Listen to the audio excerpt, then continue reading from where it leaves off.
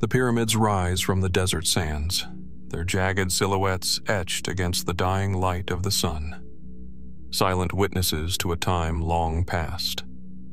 But what if they could speak? What if the secrets they guard aren't lost to history, but buried, waiting to be uncovered? For thousands of years, the world has marveled at ancient Egypt, its grandeur, its wisdom, its mysteries. But beneath the surface of this ancient civilization lies a web of unsolved enigmas that have defied even the most brilliant minds.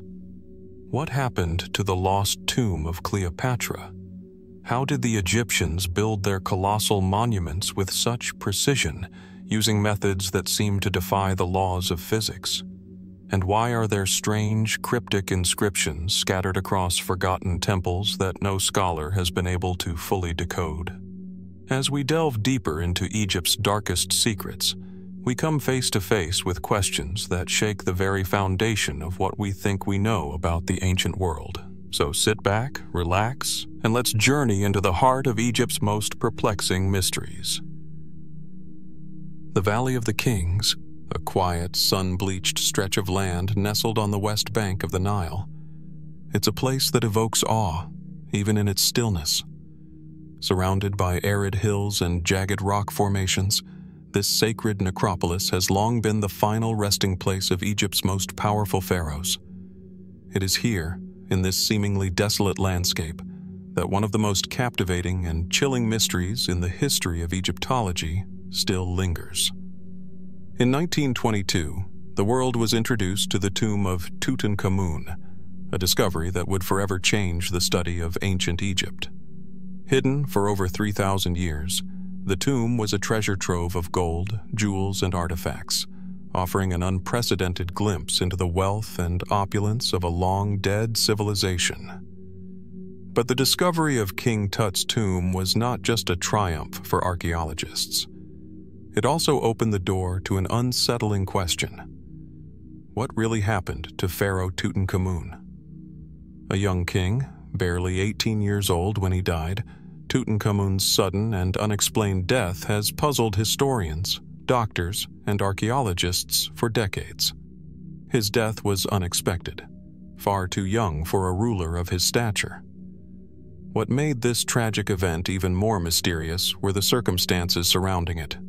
His body, the evidence of trauma, and the strange anomalies that have persisted despite years of investigation. Tutankhamun's mummy was discovered in 1922 by British archaeologist Howard Carter. The preservation of his body was remarkable, considering the tomb's relative lack of previous disturbance. But once it was unwrapped, an unsettling fact became apparent. The young pharaoh's body showed signs of a violent end, an injury to the left side of his skull, a fracture that suggested a blow to the head. But how could this injury have been caused? Was it an accident, or something more sinister? For years, Egyptologists speculated that Tutankhamun's sudden death was the result of an infection caused by a broken leg, or possibly complications from an earlier illness. Some even suggested that the blow to the skull had been inflicted by a chariot accident. However, the evidence was never quite conclusive. There were no fractures that matched the injury typically associated with a chariot collision, and no evidence of a debilitating infection. So, what was the cause of his untimely demise?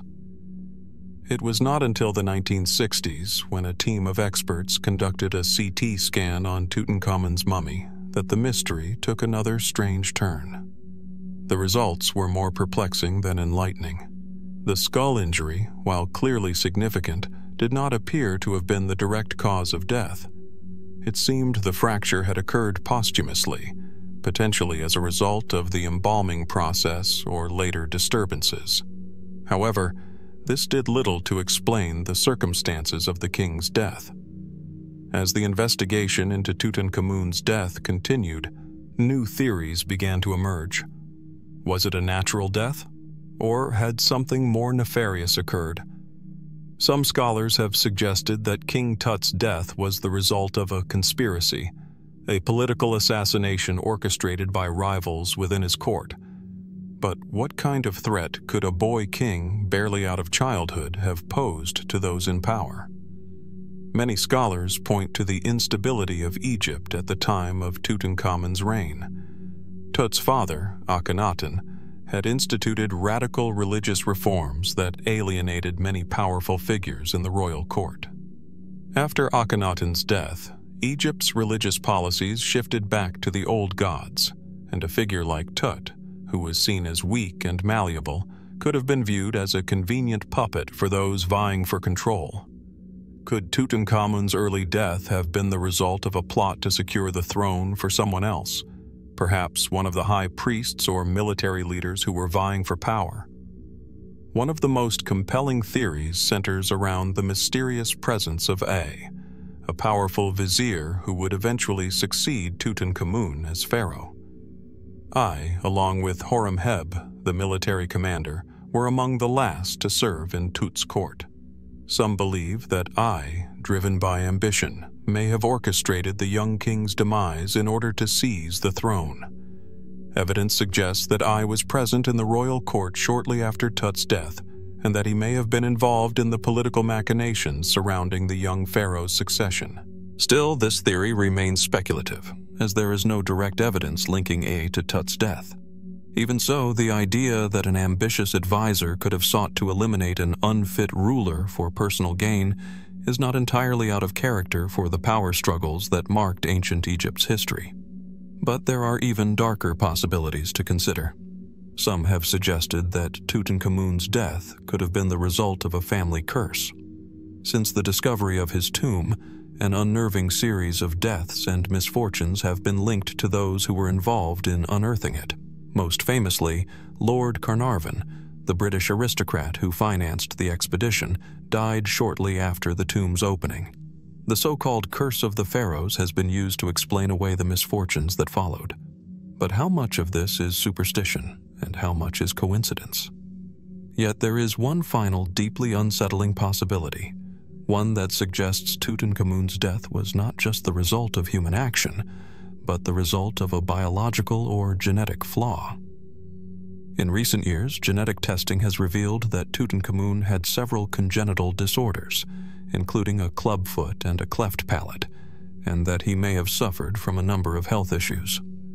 Some researchers have suggested that his early death could have been caused by the very genetic anomalies that plagued his physical development. Was Tut's premature death simply the result of poor health, a victim of genetics and frailty in a time where such conditions were poorly understood? Or was there something far more deliberate behind the tragedy? The question remains open, and the mystery surrounding Tutankhamun's death is far from resolved.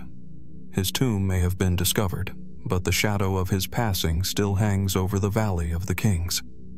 Was his death the result of a tragic accident, or was it the product of a carefully plotted conspiracy? Was he a victim of his own body's weaknesses, or was there a hand that pushed him toward the unknown? And in the end, does it even matter? Does the answer to his death change the way we view the young king and his place in history? Or does the mystery itself, this elusive, unanswerable question, help preserve the legacy of a ruler whose reign was marked more by intrigue than by accomplishment? We may never know the full truth, but as long as his tomb remains undisturbed and his mummy rests in its quiet, shadowed chamber, the question of how Tutankhamun died will continue to haunt us, leaving us to wonder what else remains buried beneath the sands of time. As we continue our journey into the heart of ancient Egypt's most enduring puzzles, we shift our focus to a story that threads through history like an elusive whisper, the tale of the secret book of Thoth. Mentioned in ancient texts and linked to the mysteries of divine knowledge, this book was said to hold secrets so powerful that its very existence seems shrouded in the fabric of myth itself. But could it have been real? And if so, where did it go? The name Thoth is itself a clue, a nod to one of Egypt's most enigmatic deities. Thoth, the god of wisdom, writing, and magic, was often depicted as a man with the head of an ibis, or sometimes as a baboon. In the Egyptian pantheon, He was the scribe of the gods, the one who kept the divine records and passed down knowledge that was said to be beyond mortal comprehension. He was credited with creating hieroglyphics, with the invention of writing itself. And in the eyes of the ancient Egyptians, Thoth was more than just a god of language. He was the keeper of all knowledge. The Book of Thoth was rumored to be a collection of sacred texts containing powerful spells, magical rituals, and the wisdom of the gods, knowledge that, in the wrong hands, could change the very fabric of reality. The earliest mentions of the book come from papyri dating to the time of the New Kingdom, around 3,000 years ago. However, much of what we know about it comes from a much later period, specifically from a series of Greek and Roman accounts, many of which were written centuries after the height of ancient Egyptian civilization. But the Book of Thoth was not just an ordinary book. Its magic, it is said, was so potent that it could bestow the ability to communicate with the gods, control time, and even unlock the door to immortality. The ancient texts speak of it as a book that could transcend the boundaries of human understanding, a divine manuscript containing the knowledge of the cosmos itself. Yet, despite the legends and references, no physical copy of the Book of Thoth has ever been found. Was it real, or merely a metaphor for the divine wisdom the Egyptians believed was reserved only for the gods and the most powerful of pharaohs? If it did exist, was it lost to time, buried deep within the sands of Egypt, or perhaps hidden away by priests who feared its power? The search for the Book of Thoth has intrigued scholars for centuries, though some wonder whether it ever truly existed in a tangible form. The first clues lie in the ancient Egyptian texts themselves. The Emerald Tablets of Thoth, one of the most famous works attributed to the god, describes the book as a key to unlocking cosmic secrets. It is said to have been inscribed with instructions on how to access the gates of the universe and to hold the secrets of immortality and divine knowledge. But as intriguing as these descriptions are, there is no direct evidence to support the idea that the Book of Thoth was anything more than a symbolic concept. Some scholars argue that the book was never intended to be a physical object. Instead, it was a representation of the ultimate understanding of the universe, knowledge that was passed down orally through secret teachings, known only to the highest priests, and locked away in the mysteries of sacred rituals. For those who believe the book was a physical object, the most compelling theory is that it may have been hidden away after the collapse of the ancient Egyptian civilization. Was it concealed by the priests of Thoth to keep it from falling into the wrong hands? Or was it perhaps hidden in plain sight within the labyrinthine halls of Egypt's temples, known only to those entrusted with its care?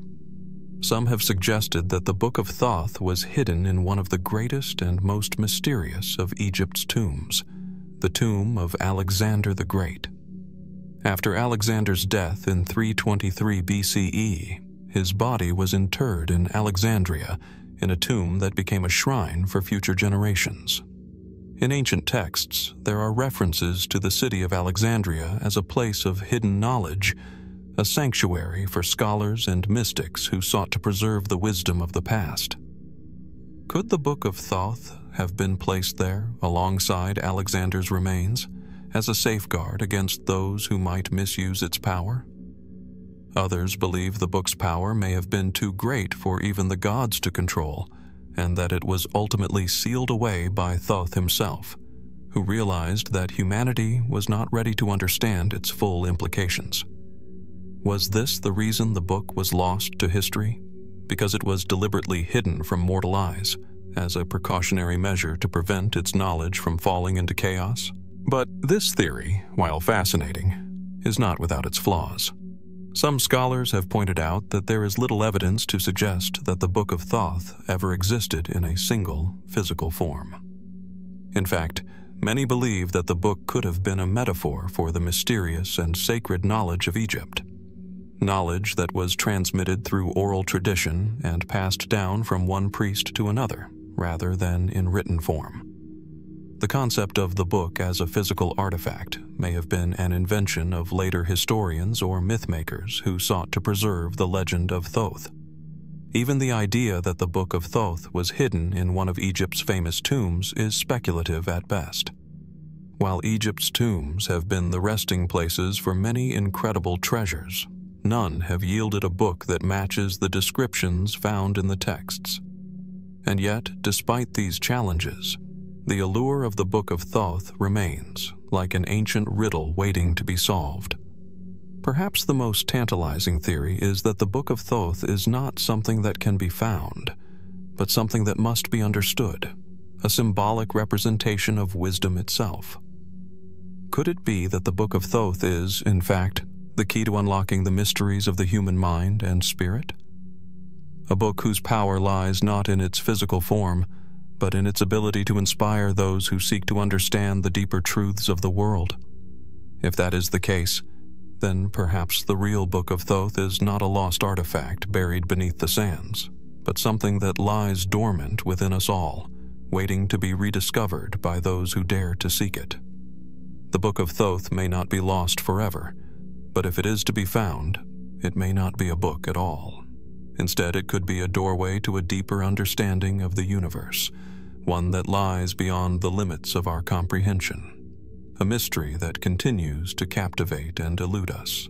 As we continue our exploration into Egypt's unsolved mysteries, we turn now to a lost chapter of ancient knowledge, one that, to this day, remains shrouded in mystery. Few people know of the library of Akhenaten, and even fewer know the enigma behind its sudden disappearance. Was it destroyed? Was it hidden away, perhaps to be forgotten by time? And if it was lost, what might its contents have revealed about the pharaoh who dared to challenge the very fabric of Egyptian religion and culture? Akhenaten, the 18th dynasty pharaoh, is one of the most controversial figures in ancient Egyptian history. He is remembered for his radical shift in religious policy, forsaking the traditional polytheistic beliefs of Egypt and instead establishing the worship of a single god, the Aten, represented as the solar disk. This religious upheaval was so extreme that it changed the very landscape of Egypt's spiritual life. And within this tumultuous era, Akhenaten is believed to have established a library that housed invaluable texts and knowledge that might have been lost when the dynasty fell from power.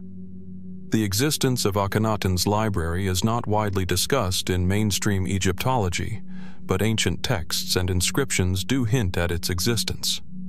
Known as the House of Life in Egyptian terminology, it was likely a center of learning located in Akhenaten's newly constructed city of Amarna.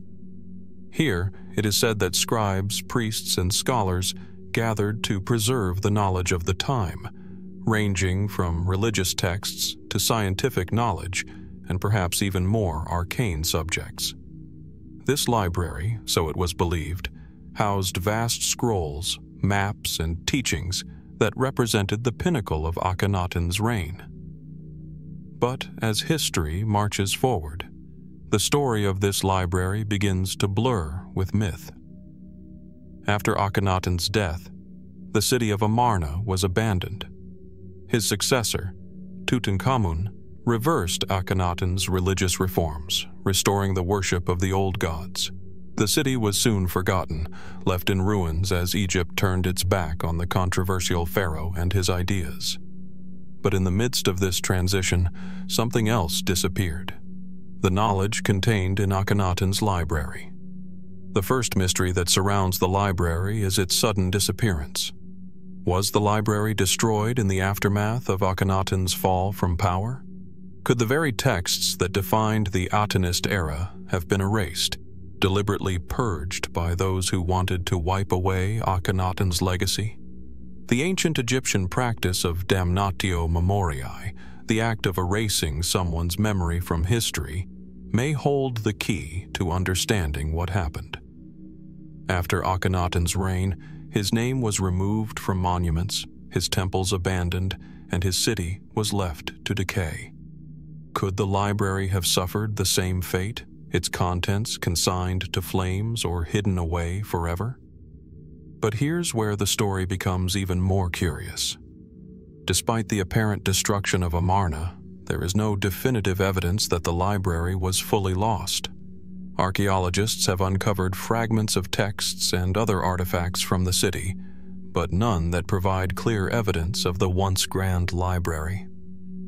It's as if the very existence of the House of Life was erased along with Akhenaten's name, leaving no trace of what might have been a center of immense knowledge and power. Even more perplexing is the fact that Akhenaten's reforms, his attempt to rewrite Egypt's religious identity, did not seem to be immediately forgotten. The ideas that Akhenaten championed, while suppressed, didn't vanish entirely.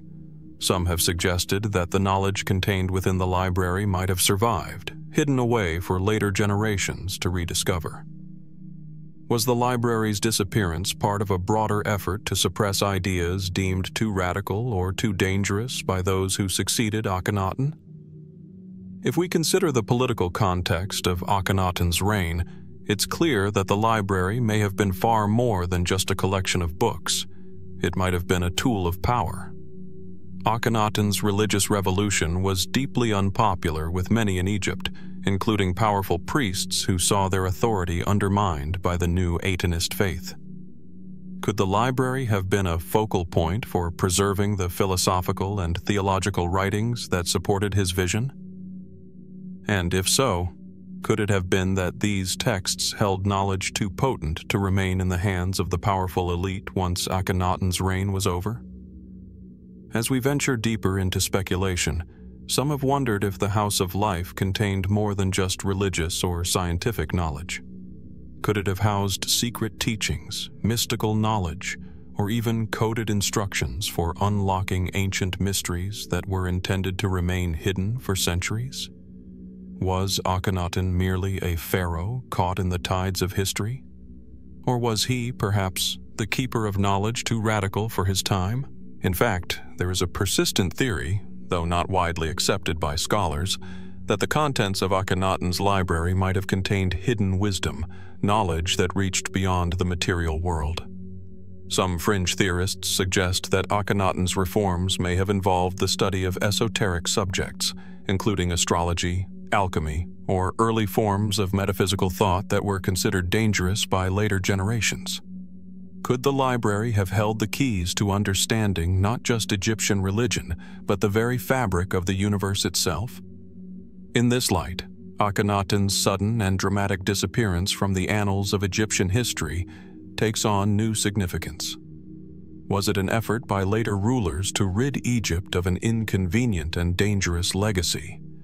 Or was Akhenaten himself trying to open a doorway to a kind of knowledge too far ahead of its time? And if so, did he leave behind clues in the fragments that were preserved? Could the disappearance of the House of Life have been a deliberate act of concealment? Yet, despite the intrigue, the question remains: where are the library's contents? Did they simply vanish into the sands of time, never to be recovered?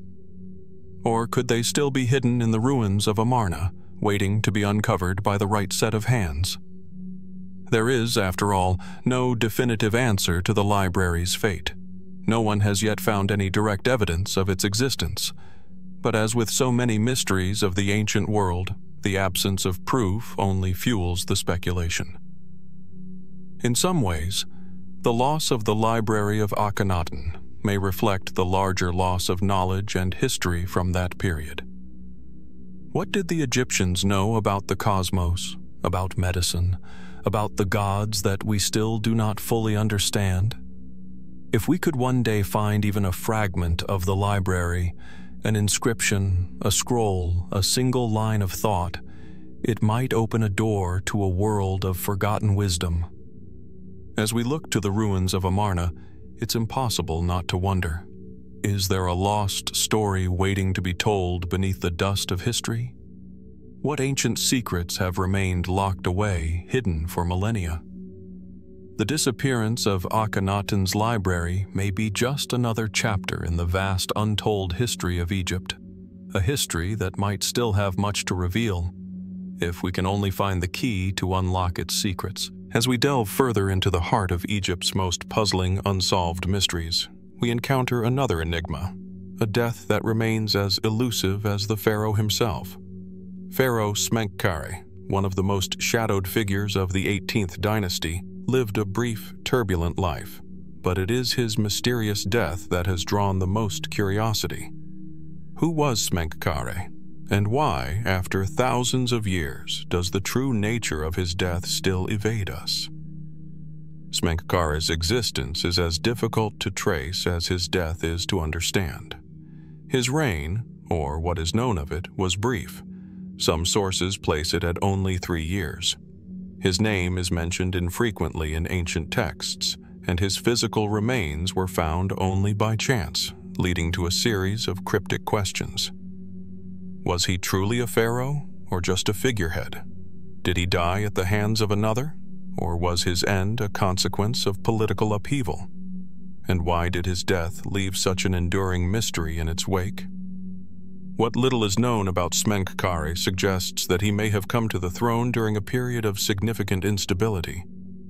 His reign follows the reign of Akhenaten, the so-called heretic pharaoh, and it overlaps with the reign of the more famous Tutankhamun. It is believed that Smenkhkare may have ruled briefly as a co-regent with Akhenaten, and perhaps after Akhenaten's death, as an intermediary ruler before the young Tutankhamun ascended the throne. His relationship with Akhenaten and Tutankhamun is unclear, but some scholars believe that he might have been either a brother-in-law or even the husband of Akhenaten's queen, Nefertiti. However, it is Smenkhkare's death that remains one of the most captivating aspects of his life. His untimely passing left no clear legacy. What few records exist surrounding his reign make no mention of his death, and no definitive tomb has been found associated with him. In fact, there is even confusion about his burial. Some have speculated that his remains were mistaken for someone else's, while others believe that his tomb, once discovered, was quickly repurposed for a different ruler entirely. For a man who may have briefly wielded the power of the throne, it seems as though Smenkhkare's death was too inconvenient, or too dangerous, to leave behind a trace. Yet, despite the gaps in the historical record, the physical evidence surrounding his demise paints a picture that is both troubling and perplexing. Archaeologists have uncovered a body believed to be his, although its identification is still debated. What stands out about this discovery is the state of the remains, particularly the body's apparent lack of any severe trauma or clear cause of death. This has led to a range of theories about how Smenkhkare met his end. Was he murdered? Did he die of natural causes? Or was there something far more complicated at play, a death orchestrated in the shadows of Egypt's royal intrigues? The most widely accepted theory is that Smenkhkare died unexpectedly and under mysterious circumstances. Some believe that he may have succumbed to illness or some sort of physical ailment, which could explain why there are no visible wounds or signs of violence on his remains. However, this explanation fails to account for the questions surrounding his disappearance from the historical record. Why did his death go largely unremarked upon? And why was his reign, which overlapped with some of the most important political and religious transitions in Egyptian history, so inconspicuously brief? One compelling theory suggests that Smenkhkare's death was politically motivated. During his short reign, Egypt was still reeling from the controversial religious reforms of Akhenaten, and it is believed that many in the court were eager to undo the radical changes Akhenaten had made. If Smenkhkare was indeed Akhenaten's co-regent or associate, could his sudden death have been the result of a conspiracy, an act orchestrated by rivals who sought to restore the old ways of Egypt's polytheistic religion? Some historians argue that the instability of the period, with competing factions vying for control, may have led to Smenkhkare's assassination, perhaps even at the hands of those who saw him as a puppet or a figurehead, not a true ruler. This theory is supported by the fact that Smenkhkare's reign was quickly followed by the ascension of Tutankhamun, who was only a young boy at the time. Some scholars believe that Tutankhamun's rise was the result of a political maneuver, one that erased Smenkhkare from the narrative and placed a more controllable figure on the throne. The sudden transition of power, especially in the aftermath of Akhenaten's religious upheaval, may have set the stage for a political assassination or an engineered death. But what was the exact cause? Poison? An unexpected illness? Or perhaps something far more deliberate? Another theory, though more speculative, posits that Smenkhkare's death was not a result of political conspiracy, but a tragic accident or misstep. According to this line of thought, Smenkhkare's reign could have been marked by internal personal struggles, perhaps even issues with his health or mental well-being. If he had been living under the constant pressure of leading Egypt through such a fraught transition, after Akhenaten's death and Tutankhamun's childhood rule, could his health have deteriorated, leading to his sudden demise? What is particularly eerie, however, is the possibility that his death may have been linked to religious tensions.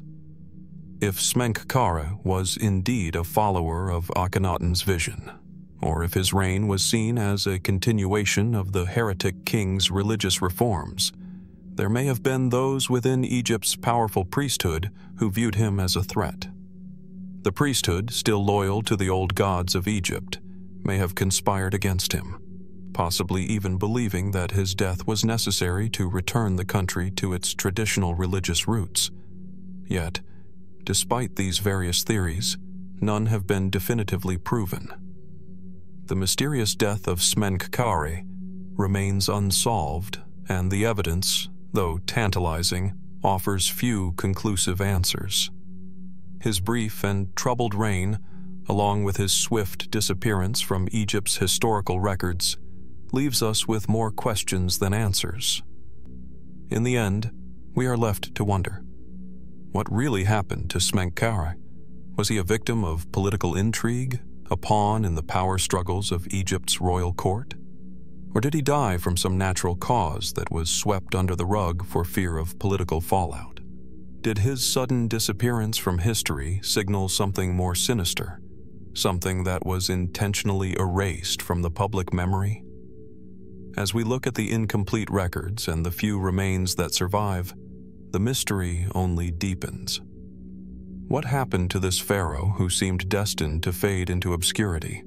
And what secrets does his death still hold? We may never fully uncover the truth behind the mysterious death of Pharaoh Smenkhkare, but the questions remain. Perhaps one day, a new discovery will shed light on this long-hidden chapter of Egypt's history, or perhaps the truth will always remain lost in the shadows, a reminder of the many secrets still buried beneath the sands of time. As we continue our journey into the shadows of ancient Egypt, we now turn our focus to one of the most powerful and enigmatic pharaohs of the New Kingdom, Ramesses III. Known for his military prowess and monumental building projects, Ramesses III ruled Egypt during the 20th dynasty, a time marked by both prosperity and a rising wave of external and internal threats. But it is not his military conquests, nor his grand architecture, that have captured the imagination of historians and archaeologists in recent years. Instead, it is the mysterious circumstances surrounding his sudden death, a death that, even after thousands of years, remains as elusive and puzzling as the man himself. Ramesses III's reign, which spanned over 30 years, is remembered as a period of both military success and profound challenges. His military campaigns against the Sea Peoples, a coalition of seafaring invaders from the Mediterranean, were celebrated for their dramatic victories, cementing his place in Egypt's long line of warrior pharaohs. Yet, as his reign drew to a close, a series of shadows began to fall across Egypt's once glorious empire, shadows that would ultimately be linked to his tragic demise. It was in the year 1155 BCE that Ramesses III's life came to an abrupt and violent end. Though the details of his death remain steeped in mystery, what we do know is that it was far from a natural passing. The records and evidence point to foul play, an assassination. But who could have had the power to strike down a ruler so revered, so fortified by his military victories? And why would such a powerful man, at the height of his rule, meet such a violent end? The first clue into this enigma came from the discovery of Ramesses III's mummified remains, which were unearthed in the early 20th century. The condition of his body suggested that he had been subjected to a violent assault before death, and certain injuries, particularly to his throat, implied that he had been strangled. These were not injuries sustained in battle. They were the marks of an execution, or perhaps a murder. The pharaoh had been violently overthrown, by those close to him or by forces within his own court. For years, the question of who was behind Ramesses III's assassination hung over Egyptology like a dark cloud. Theories began to circulate, many pointing to a conspiracy within the royal palace itself. The most compelling of these theories links Ramesses III's death to a well-documented but little-discussed event in his reign, the Harem Conspiracy. This conspiracy, as revealed through a series of papyrus scrolls known as the Harem Conspiracy Papyri, suggests that members of the royal harem, along with high-ranking officials, plotted to murder the pharaoh. These papyri, dating from the reign of Ramesses IV, describe a plot orchestrated by a group of individuals, including a royal wife, secondary wives, and even some of the pharaoh's own sons. The reasons for this plot remain uncertain, but many scholars believe that it was rooted in a struggle for power. The harem conspirators, it is suggested, may have wished to place one of Ramesses III's sons on the throne, perhaps a son with greater ambitions or a son who was seen as more easily controlled. But why would Ramesses III, a pharaoh with a firm grip on power, allow such a conspiracy to take root within his very household? And what, if anything, had caused the tensions that would lead to such a dramatic and violent act of betrayal? It is important to consider the political climate of the time. By the end of Ramesses III's reign, Egypt was facing severe challenges.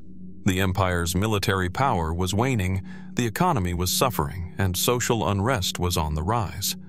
The Sea Peoples had been repelled, but their invasion had left Egypt financially crippled. Rampant corruption among officials, coupled with the growing influence of the priesthood, further destabilized the once mighty kingdom. Could these issues have contributed to the desperation of those close to Ramesses III? Had they grown frustrated with a king they saw as incapable of restoring Egypt to its former glory? Despite the existence of the harem conspiracy and the injuries found on the pharaoh's body, some scholars remain cautious in their conclusions, arguing that the true cause of Ramesses III's death may never be fully known. The conspiracy theory is based on indirect evidence, and there are no definitive records that state who the conspirators were or how they carried out their plot. Furthermore, it is unclear whether Ramesses III was ever fully aware of the threat looming within his own household. Was he an unwilling victim of a power-hungry faction, or had he been complicit in his own downfall, perhaps too blinded by the pressures of his reign to notice the growing dangers around him? In addition to the political conspiracy, some have proposed that Ramesses III's death may have been the result of a more personal vendetta, a betrayal not just from those seeking power, but from within his own family. Among the conspirators, it is believed that one of his sons, possibly the Crown Prince Pentawere, played a role in the plot. In ancient Egypt, succession to the throne was often a delicate matter, and a pharaoh's sons were frequently engaged in bitter rivalries for power. Could it be that the murder of Ramesses III was the culmination of a bitter feud, one that ultimately ended in a violent power grab? The story of the prince and his father is, like so many others in ancient Egypt, shrouded in mystery with no clear answer to the question of who truly instigated the plot or why. Yet, despite the tantalizing theories, the full truth of Ramesses III's death remains elusive.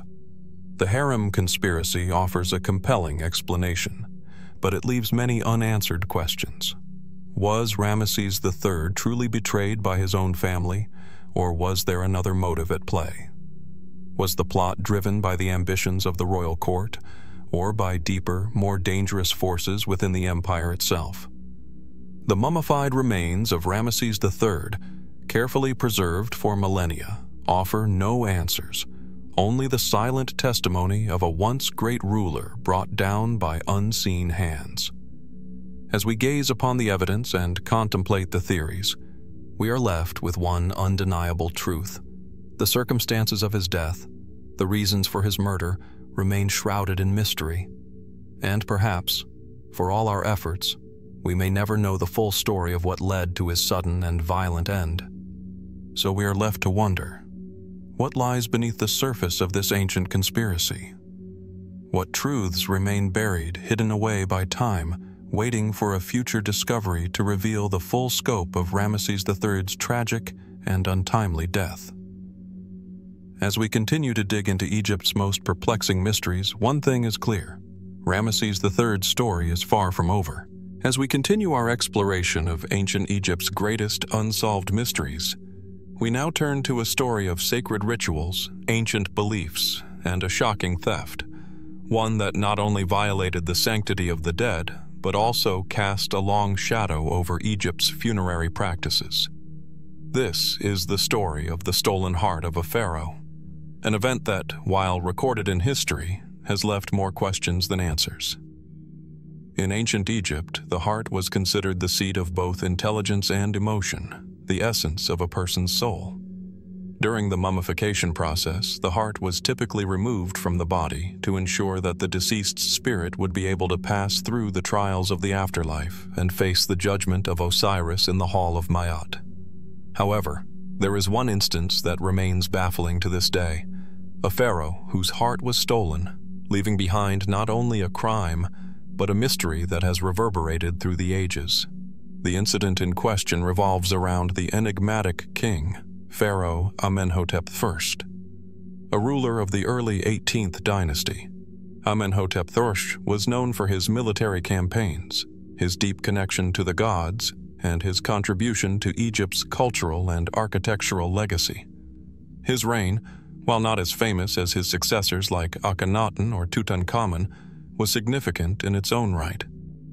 Upon his death, as was customary, his body was prepared for the afterlife in a meticulously ritualistic manner. The organs were carefully removed and preserved, the body embalmed, and the heart, as per tradition, was carefully extracted and placed in a canopic jar. However, something went terribly wrong. Or perhaps, something went missing.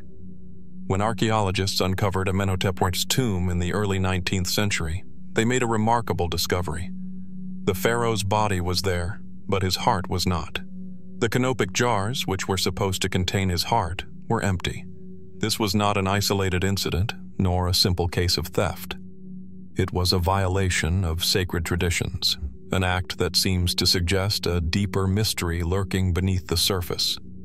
The question immediately arises: who would steal the heart of a pharaoh, and why? Was this a random act of tomb robbery, a desire for riches, or was there something more sinister at play? Some scholars have pointed to the possibility of a religious or ritualistic motive. Could the heart have been taken for a specific purpose, perhaps as part of some esoteric or occult practice? Could there have been those who believed the heart of the pharaoh held magical or spiritual power? Power they sought to harness or control? The fact that this was not a simple theft adds another layer of intrigue. In ancient Egypt, the heart was believed to be an essential part of the individual's identity and survival in the afterlife. Without the heart, it was thought that the deceased would be unable to face the judgment of Osiris and would be condemned to an eternity of wandering in the underworld. This means that the removal of a pharaoh's heart was not just a crime against the dead, it was a crime against the very order of the universe itself, a transgression that could have far-reaching consequences. The more one looks into the case, the stranger it becomes. The lack of the heart has raised several theories, ranging from the plausible to the supernatural. One of the most popular theories suggests that the heart was stolen by a group of tomb robbers, likely seeking to profit from the sacred item. The heart, as an object of religious significance, would have been highly valuable. But why was it taken so discreetly, leaving no trace of the thieves behind? Why was only the heart removed and not other valuable treasures from the tomb? Alternatively, some believe that the missing heart might have been part of a more ritualistic practice. In the ancient Egyptian world, the act of removing the heart during the mummification process was not just for preservation. It had symbolic and magical significance. The heart was often regarded as the seat of divine knowledge, power, and emotion. It is possible that the heart was not stolen by thieves at all, but by those seeking to wield its spiritual potency. Some even suggest that the theft may have been connected to a religious faction or a rival power group, perhaps seeking to undermine the authority of Amenhotep I or gain favor with the gods through the possession of his heart. Even more mysterious is the fact that the tomb of Amenhotep I had already been looted in antiquity. Unlike the treasures of other pharaohs, which were carefully guarded or rediscovered, the tomb of Amenhotep I had been disturbed long before modern archaeologists arrived. Could the missing heart be the key to understanding the full extent of the tomb's looting? If so, what might this tell us about the political and religious factions that existed during Amenhotep's reign, and what role they might have played in his death and burial rituals? There is also the possibility that the theft was not as sinister as it might seem. In some interpretations, the absence of the heart might have been part of a larger, more complex religious ceremony. Some ancient Egyptian texts speak of rituals in which the heart was removed, not as a crime, but as a way of preparing the soul for its journey to the afterlife. Could it be that Amenhotep I's heart was removed for such a purpose? Part of an esoteric, secret ritual that was lost to time? Was it taken by priests or other religious figures for reasons of spiritual significance? Or perhaps, just perhaps, there is a more supernatural explanation at play. In many cultures, including Egypt, certain objects are believed to carry the essence or spirit of the individual. The heart, in particular, was viewed as the repository of one's soul. Could it be that the theft of Amenhotep I's heart was not simply a matter of material gain or political intrigue, but a supernatural act, an attempt to sever the pharaoh's connection to the afterlife, to prevent his soul from achieving immortality? This idea, though speculative, has fascinated Egyptologists and historians for centuries. The mystery of Amenhotep I's stolen heart remains unsolved, and perhaps it always will be. The missing heart serves as a poignant reminder of how much of Egypt's ancient world is lost to us, of how much remains buried beneath the sands, waiting to be uncovered, interpreted, and understood. What was the true motive behind the heart's disappearance? Was it a criminal act driven by greed? A religious act rooted in power and belief? Or could there be something more to this ancient mystery, hidden away in the shadows of history? As we continue to unearth the secrets of Egypt's past, one thing is clear. The stolen heart of Amenhotep I is not just a story of theft. It is a symbol of the unknown forces that still influence our understanding of this ancient civilization. And the heart, lost, stolen, or hidden, still beats, silently waiting for someone to uncover the truth. In the shadow of ancient Egyptian tombs, where the sands have concealed countless secrets for millennia, there lies a story that speaks of betrayal, forbidden rituals, and an act so sacred that to disturb it would be to disturb the very fabric of the afterlife. The tale of the stolen heart of a pharaoh is not just a story of theft. It is a story about what happens when rituals go terribly wrong. Our focus now shifts to a lesser-known but deeply fascinating chapter in Egyptian history, the fate of the heart of Pharaoh Amenhotep I. Amenhotep I, the second ruler of the 18th dynasty, was a king of remarkable accomplishments. though not as widely remembered as his successors like Thutmose III or Akhenaten, Imhotep. I was revered as a military leader, a builder, and a pharaoh who secured Egypt's borders against foreign invaders. When he died, as was customary, his body was carefully prepared for the journey to the afterlife, his organs removed, and his heart extracted and placed in a canopic jar to be preserved for eternity.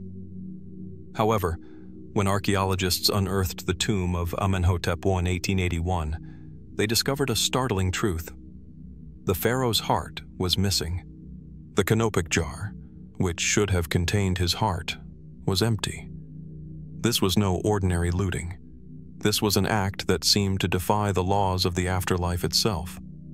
The heart, considered by the ancient Egyptians to be the seat of one's soul and identity, had been taken, and with it, a crucial piece of the pharaoh's existence. But who would dare to steal such a sacred object, and why? The disappearance of Amenhotep I's heart has long intrigued Egyptologists, and many theories have emerged over the years, each offering a different interpretation of this mysterious act. To understand the gravity of the situation, we must first consider the cultural and religious significance of the heart in ancient Egyptian belief. For the Egyptians, the heart was far more than an organ. It was believed to be the center of a person's being, a repository for one's thoughts, emotions, and even moral integrity. In the afterlife, the heart was weighed against the feather of Ma'at, the goddess of truth and justice, in a ceremony known as the weighing of the heart. If the heart was found to be light, the soul would pass into the afterlife. If heavy, weighed down by sin or wrongdoing, it would be devoured by the monstrous Ammit, ensuring that the soul would never find peace. In this context, the loss of a pharaoh's heart could have profound implications, not just for the dead king, but for the kingdom itself. To steal the heart of a king, especially one as revered as Amenhotep I, was not just a crime. It was a sacrilege, an act that might undo the pharaoh's journey to the afterlife, threatening the cosmic order and balance that the Egyptians so meticulously protected. And yet, that's exactly what appears to have happened. The question remains, why? One plausible explanation lies in the idea of tomb robbers. Ancient tombs were often looted, sometimes centuries after the pharaoh had been laid to rest. But the theft of a heart, specifically a royal heart, feels different. The physical remains of Amenhotep I, his mummified body, were found intact. If the tomb had been raided by thieves, why take only the heart and leave the body and treasures behind? It's as if the thieves were specifically targeting the spiritual essence of the king, not his material wealth. Was this an act of defiance, perhaps by those who believed they could wield the king's soul for their own purposes? This brings us to another theory, the possibility that the heart was taken for religious or ritualistic reasons. In ancient Egypt, certain objects were believed to hold magical or spiritual power. The heart of a king, especially one as powerful as Amenhotep I, would have been considered a sacred object imbued with immense energy. The heart might have been removed by priests or members of a religious faction seeking to harness its power. Perhaps they believed that by possessing the heart of the king, they could somehow control his spirit or influence the course of events in the kingdom. Could this act have been connected to a secretive religious group or a faction within the court that sought to undermine Amenhotep I's legacy? Another theory suggests that the missing heart could have been part of a failed or incomplete ritual. Ancient Egyptians believed that rituals involving the dead had the power to influence the afterlife, and some practices were shrouded in mystery, known only to a select few. Could the heart have been removed as part of an esoteric ceremony, perhaps one intended to prepare Amenhotep I for a specific role in the afterlife that required the heart to be purified or reclaimed? Was the heart taken by mistake as part of a ritual that went awry, leaving the mummified king incomplete with his journey to the afterlife left in jeopardy? Perhaps the most unsettling theory, though, is one that stretches the limits of the known world. Could the theft of Amenhotep I's heart have been part of a larger, more dangerous plot? A conspiracy among those in power, or even among the king's own family, to alter the course of history? Some historians speculate that the act of stealing the heart could have been an attempt to disrupt the royal line, or to force a shift in the spiritual balance of Egypt. Could there have been factions within the Egyptian elite that believed by stealing the king's heart, they could destabilize the kingdom or change the trajectory of the afterlife itself? While these theories remain speculative, they open the door to deeper questions about the lengths to which individuals would go to alter the course of Egypt's future, to manipulate the sacred forces that governed life and death. And yet, despite all the theories and speculation, we are still left with no concrete answer. The mystery of Amenhotep I's missing heart endures. To this day, the absence of the pharaoh's heart continues to intrigue archaeologists and Egyptologists. As they pore over the evidence, there is always the nagging sense that something fundamental is being overlooked, something hidden just beneath the surface. Theories abound, but no one has yet uncovered the full truth. Was it a simple act of robbery, a desperate grab for spiritual power, or something even darker, a purposeful ritual that went wrong? The sands of time continue to shift, and as we gaze into the mysteries of Egypt's past, we are reminded of the many secrets that still lie buried beneath its timeless dunes. Perhaps one day, new evidence will emerge, a clue that will finally reveal the truth behind the stolen heart. Until then, we are left to ponder. What truths are still locked within the heart of Amenhotep I, waiting to be discovered by those who dare to look closer? As we continue our journey into the heart of Egypt's forgotten past, we turn our attention to a group of pharaohs whose names have been obscured by the very sands of time. These rulers were once crowned, honored, and celebrated, but today they remain an enigma. Lost in history, their identities deliberately obscured, their reigns seemingly erased from the official record. The false pharaohs, as they are known, are a mysterious and often overlooked chapter in the story of ancient Egypt. But who were they, and why were they forgotten? The term false pharaohs refers to a group of rulers who, for various reasons, never left a lasting legacy in the annals of Egyptian history. Unlike the great pharaohs, like Tutankhamun, Ramesses II, and Cleopatra, whose names are etched into stone and celebrated in both ancient texts and modern popular culture, these lesser-known figures are often absent from the historical record.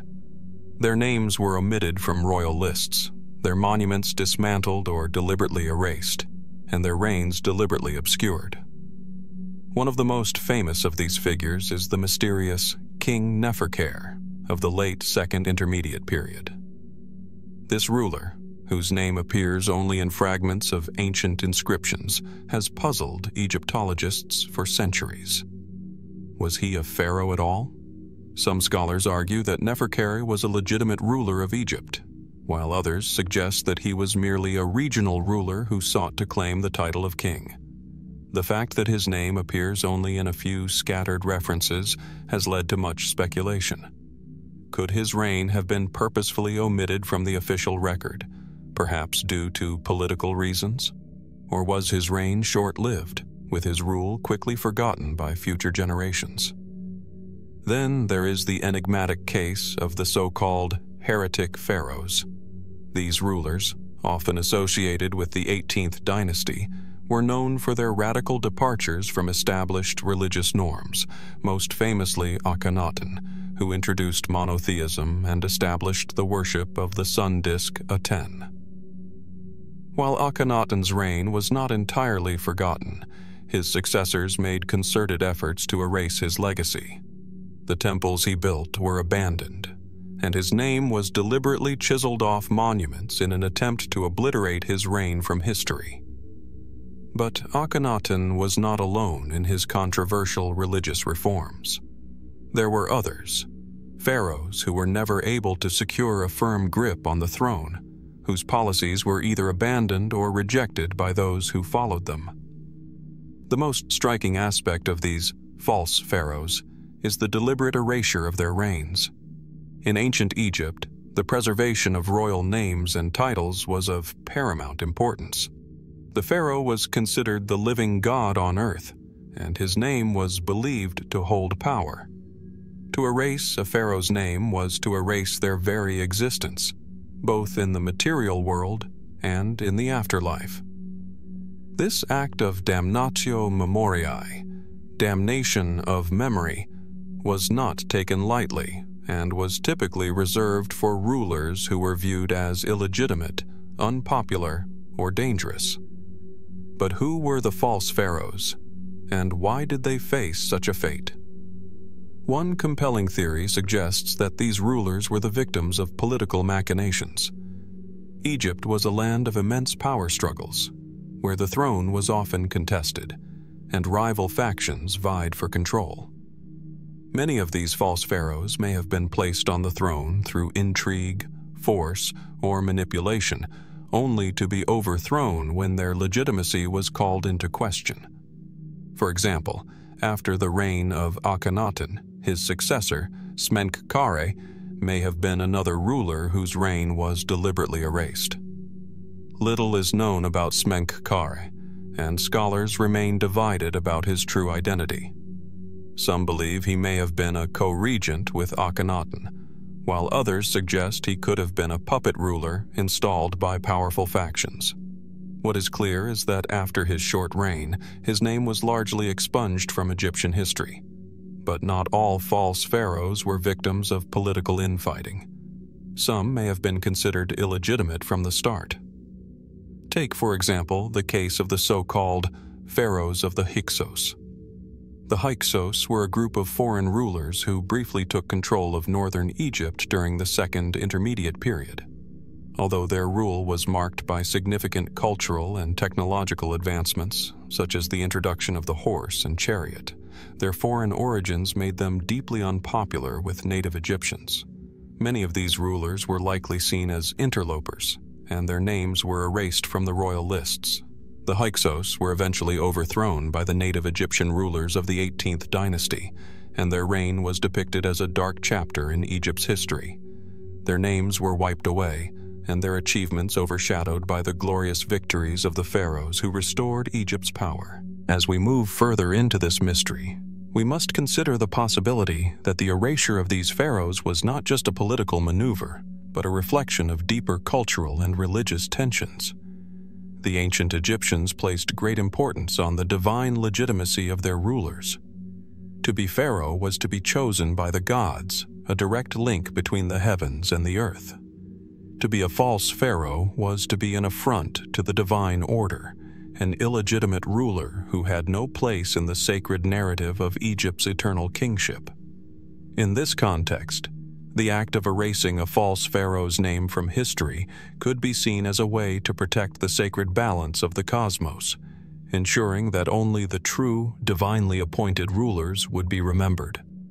But the question remains, what made these pharaohs so dangerous that their very names had to be erased?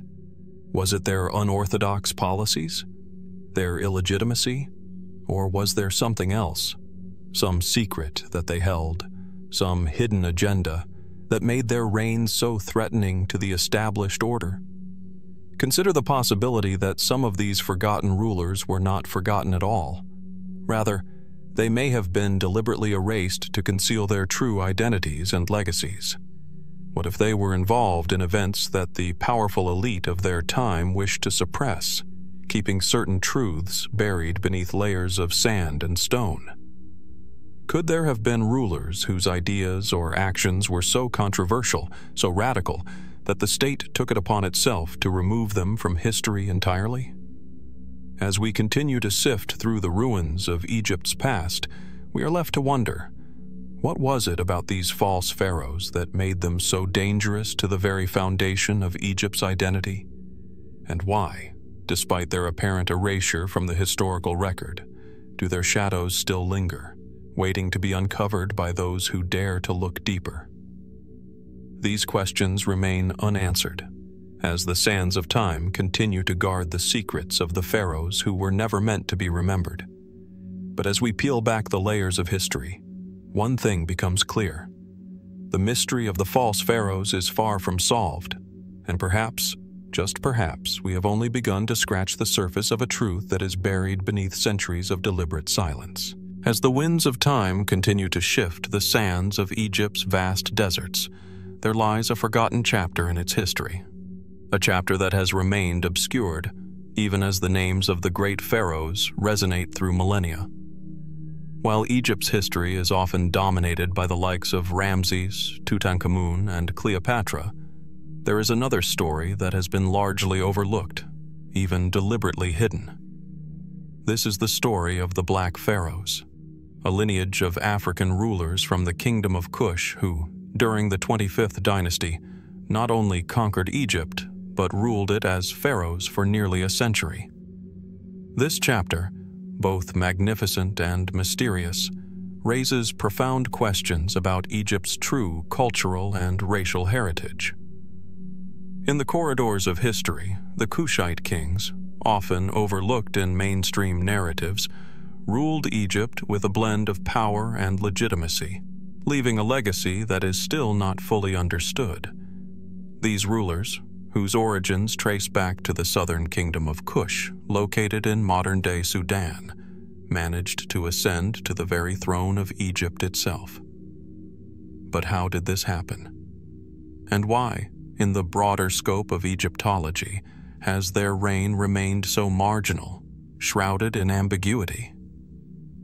The story begins in the land of Kush, a powerful kingdom situated to the south of Egypt beyond the Nubian desert.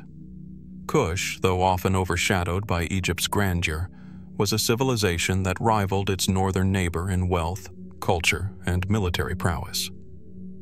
The kingdom of Kush had long maintained close contact with Egypt through trade, military alliances, and cultural exchanges. But it was not until the 8th century BCE, during a period of political instability in Egypt, that Kushite rulers began to intervene directly in Egyptian affairs. By the time Piye, a ruler from Kush, ascended to the throne, the political climate of Egypt had become fragmented.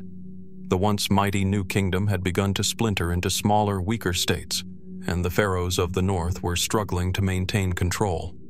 In this power vacuum, Piye took advantage of Egypt's disarray and mounted a military campaign in 747 BCE. What followed was a remarkable conquest. Piye, along with his successors, Shabaka, Taharka, and Tantamani, succeeded in uniting Egypt under Kushite rule, establishing the 25th dynasty, also known as the Kushite dynasty or the Ethiopian dynasty. These rulers, often depicted as darker-skinned and hailing from Nubian descent, would rule over Egypt for nearly a century, bringing with them the wealth and military strength of Kush.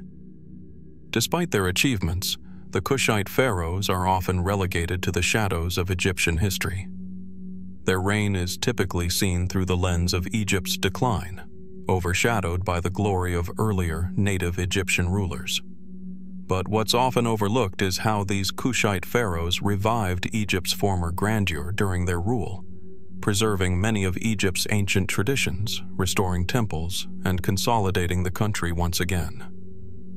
It was under their rule that Egypt witnessed a cultural renaissance of sorts, one that returned the emphasis on religious rites and monumental architecture. One of the most intriguing aspects of the Kushite rule in Egypt was the way these kings presented themselves. They embraced the title of pharaoh, the title that symbolized divine kingship, linking themselves with the great pharaohs of Egypt's past. Piye's own inscriptions, found in the Temple of Amun at Karnak, record his military triumphs, but they also portray him as the rightful heir to Egypt's divine kingship, a position that was both spiritual and political in nature. The fact that Piye and his successors claim to be pharaohs, despite their foreign origin, raises the question, how did they reconcile their Nubian roots with Egypt's deeply entrenched notion of divine kingship? The Kushite pharaohs were not only conquerors but also patrons of Egypt's rich cultural traditions. Under their reign, the arts flourished. Monuments were built, temples restored, and Egypt's religious practices were preserved. The Karnak temple saw renovations under Shabaka, and during Taharka's reign, Egypt's military campaigns against Assyria, though ultimately unsuccessful, reflected the king's attempts to restore Egypt's status as a powerful force in the ancient world. Even more striking were the funerary practices of the Kushite pharaohs, which incorporated distinct elements of both Kushite and Egyptian traditions. The Pyramid of Taharka in Nuri, Sudan, is a testament to their royal splendor, echoing the grandeur of Egypt's own pyramids, but with a uniquely Nubian touch. However, despite their significant contributions to Egyptian culture, the Kushite pharaohs have often been erased or marginalized in Egyptology. Many of the texts that mention them were written by their Egyptian successors, who, after the fall of the 25th dynasty, sought to obliterate their memory. The later rulers of the 26th dynasty, including Samtik Wars, who drove the Kushites out of Egypt, made it a point to highlight the restoration of Egyptian rule, often downplaying or ignoring the achievements of the Kushite rulers. The very fact that the Kushite dynasty was ultimately overthrown led to the erasure of their names from many temples and monuments, leaving only fragments of their once great legacy. So why, then, have the Black Pharaohs remained in the shadows for so long? Why are they often omitted from the grand narrative of Egypt's Golden Age? Some scholars suggest that it is a result of racial biases, both ancient and modern, that have perpetuated the idea that Egypt was a purely Mediterranean civilization, despite overwhelming evidence to the contrary. The Kushite pharaohs, with their African origins, challenge the racial and cultural narratives that have dominated Egyptology for centuries. Others propose that the erasure of the Kushite rulers was a matter of political convenience. After the fall of the 25th dynasty, Egypt's new rulers, who were native Egyptians, may have wished to distance themselves from the foreign conquerors, even though the Kushites had ruled with a blend of legitimacy and respect for Egyptian traditions. By marginalizing the Kushite pharaohs, they were able to reassert the idea of Egypt as a land of native rulers, thus reinforcing their claim to the throne. But in the modern age, the legacy of the Black Pharaohs is slowly being uncovered. As archaeological evidence continues to emerge, scholars are beginning to reevaluate the importance of the Kushite dynasty. The rediscovery of ancient texts, monuments, and inscriptions is shedding new light on the significant role these African rulers played in Egypt's history. In a way, the Black Pharaohs are reclaiming their rightful place in the annals of Egypt's great story as their legacy begins to rise from the shadows where it was hidden for so long. As we dig deeper into the past, we are left with many lingering questions. How did these foreign rulers manage to maintain power over Egypt for nearly a century? Was their reign truly one of harmony, or was it fraught with tension between Egyptian traditions and Nubian rule? What cultural exchanges took place between Egypt and Kush during this time? And why, in the modern era, has the story of the Black Pharaohs remained so elusive? These are questions that remain to be fully answered. But as the sands of time shift once more, the truth of the Black Pharaohs and their forgotten legacy begins to emerge from the dust, waiting to be rediscovered, understood, and celebrated. Perhaps in the depths of Egypt's vast history, we are only just beginning to uncover the full scope of its ancient rulers, and the profound impact that the Black Pharaohs had on the development of one of the greatest civilizations the world has ever known. In the shadow of Egypt's most powerful rulers, beneath the endless desert sky, there are secrets that remain locked away, stories untold, mysteries unsolved.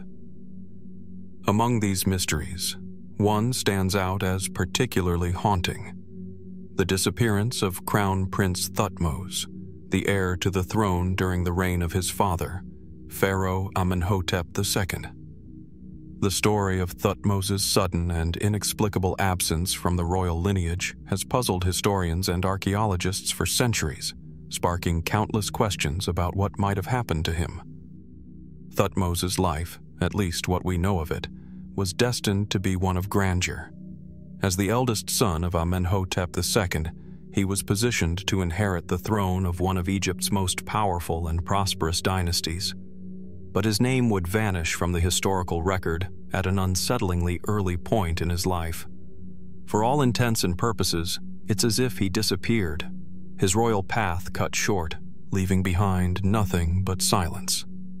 The official narrative, pieced together from the surviving records, suggests that Thutmose was once a highly promising figure in Egypt's royal court. Like most heirs, his early years would have been filled with training in the arts of governance, warfare, and diplomacy. There were hints of a charismatic young man poised to carry the weight of Egypt's future. And yet, curiously, after a certain point in time, he simply vanishes. His sudden disappearance from the historical timeline has led many to speculate that something far more extraordinary than simple death was at play. Was he assassinated?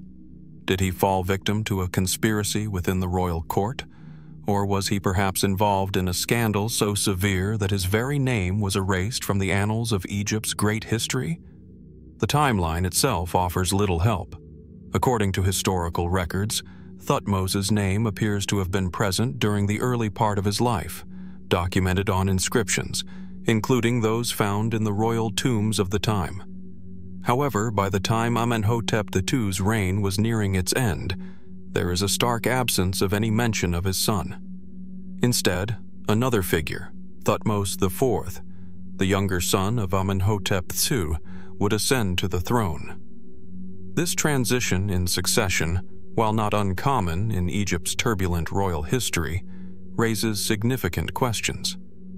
Why was Thutmose, the firstborn, replaced by his brother in what seemed like a seamless transition of power? Was Thutmose IV a political compromise? Perhaps a safe choice after a mysterious crisis? The key to understanding what happened may lie in the strange absence of Thutmose's tomb. While most pharaohs and crown princes were buried with great ceremony in the tombs of the Valley of the Kings, Thutmose's final resting place remains elusive. Despite exhaustive searches, no definitive tomb has ever been found for him. In fact, the very act of searching for his burial site raises even more questions. Some scholars believe that Thutmose may not have had a tomb at all, or that his tomb, if it did exist, was purposely obscured or destroyed. The mystery surrounding his burial deepens the enigma of his disappearance. A particularly compelling theory suggests that Thutmose's disappearance may have been the result of a palace coup. Ancient Egypt was no stranger to intrigue and betrayal at the highest levels. Pharaohs were often faced with challenges to their rule, not only from external enemies, but from within their own courts. A struggle for power between princes and their supporters was a dangerous and common occurrence.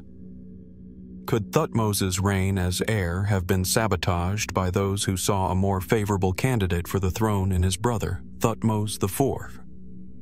There are whispers of a secretive faction within the royal family, perhaps even a shadowy group within the priesthood, whose influence over the king's court led to the quiet sidelining of the crown prince. Thutmose IV, it is theorized, may have played a pivotal role in this. If this were the case, could Thutmose have been quietly disposed of, either through murder or forced exile, to clear the path for his younger sibling? Yet, another possibility lies in the realm of personal tragedy or misfortune. It's not entirely unheard of in the ancient world for a royal heir to simply fall ill or die suddenly. The very notion of a king or prince dying young was hardly an anomaly in ancient Egypt, where life expectancy was often short and disease could strike without warning. Could Thutmose have succumbed to a mysterious illness? Or was he perhaps caught in an accident, one that led to his untimely death but with no formal record left behind? The absence of any specific records of his death leaves this theory open to speculation. In a society as meticulously organized as ancient Egypt, death was typically commemorated with great attention to detail, especially in the case of a royal family member. The lack of such a record suggests that something was intentionally obscured, further deepening the mystery. Did Thutmose's death occur under circumstances too scandalous or controversial for public acknowledgement? Or were there forces within Egypt's political structure that simply wished to erase his existence altogether? There's also the possibility that Thutmose's disappearance was part of a larger political maneuver, one that aimed to stabilize Egypt at a time of upheaval. The reign of Amenhotep II was not without its challenges, both internally and externally. There were military campaigns, diplomatic struggles, and the ever-present pressure from foreign powers in the region. In this context, the disappearance of a potential heir could have been strategically timed, aimed at avoiding further strife or civil war. Interestingly, there are some theories that point to the influence of the priests of Amun, the most powerful religious group in Egypt at the time. Could they have played a role in deciding which prince would ultimately ascend the throne? Thutmose IV's rise to power, after all, occurred with the blessing of the priests, who were critical to legitimizing royal authority. Was Thutmose's absence part of a larger divine or political struggle for control of Egypt's future?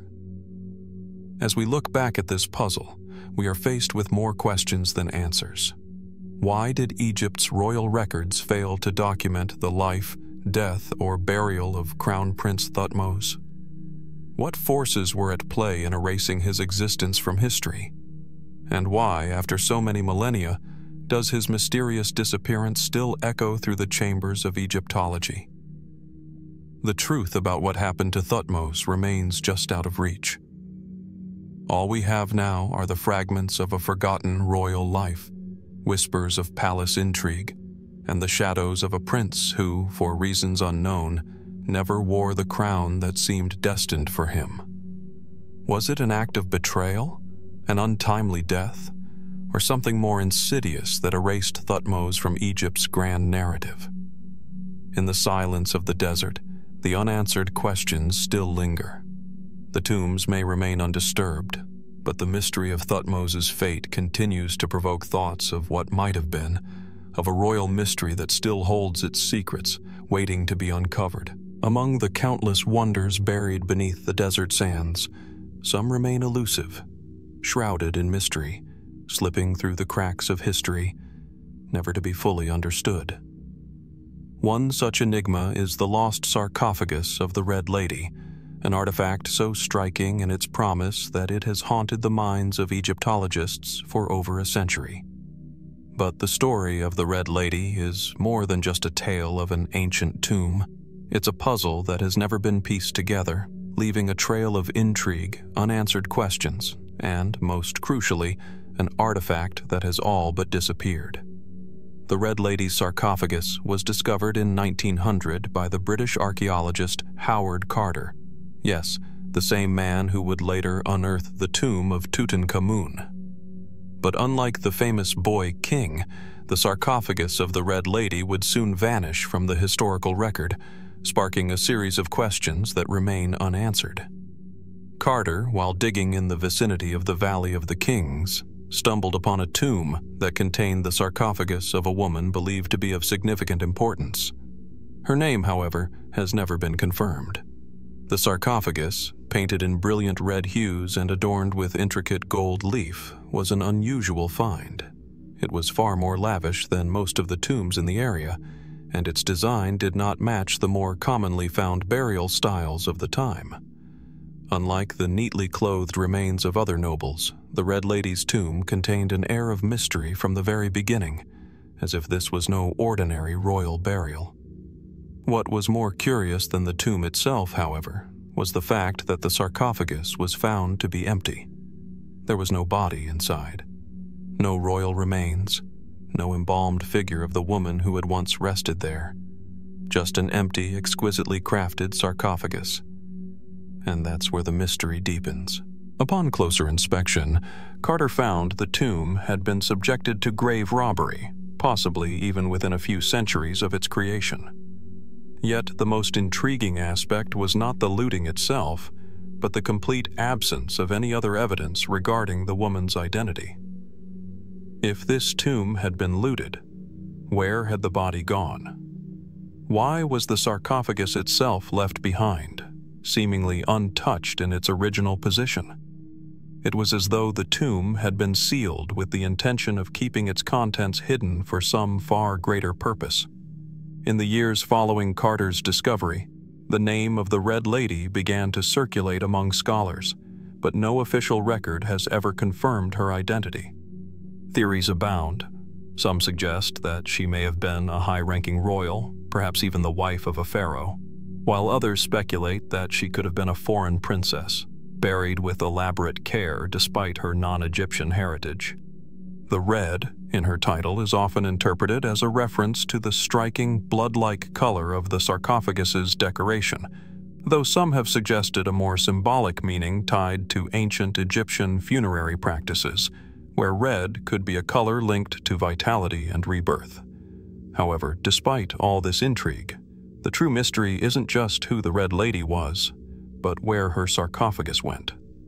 After Carter's initial discovery, the sarcophagus was taken to the Egyptian Museum in Cairo for study.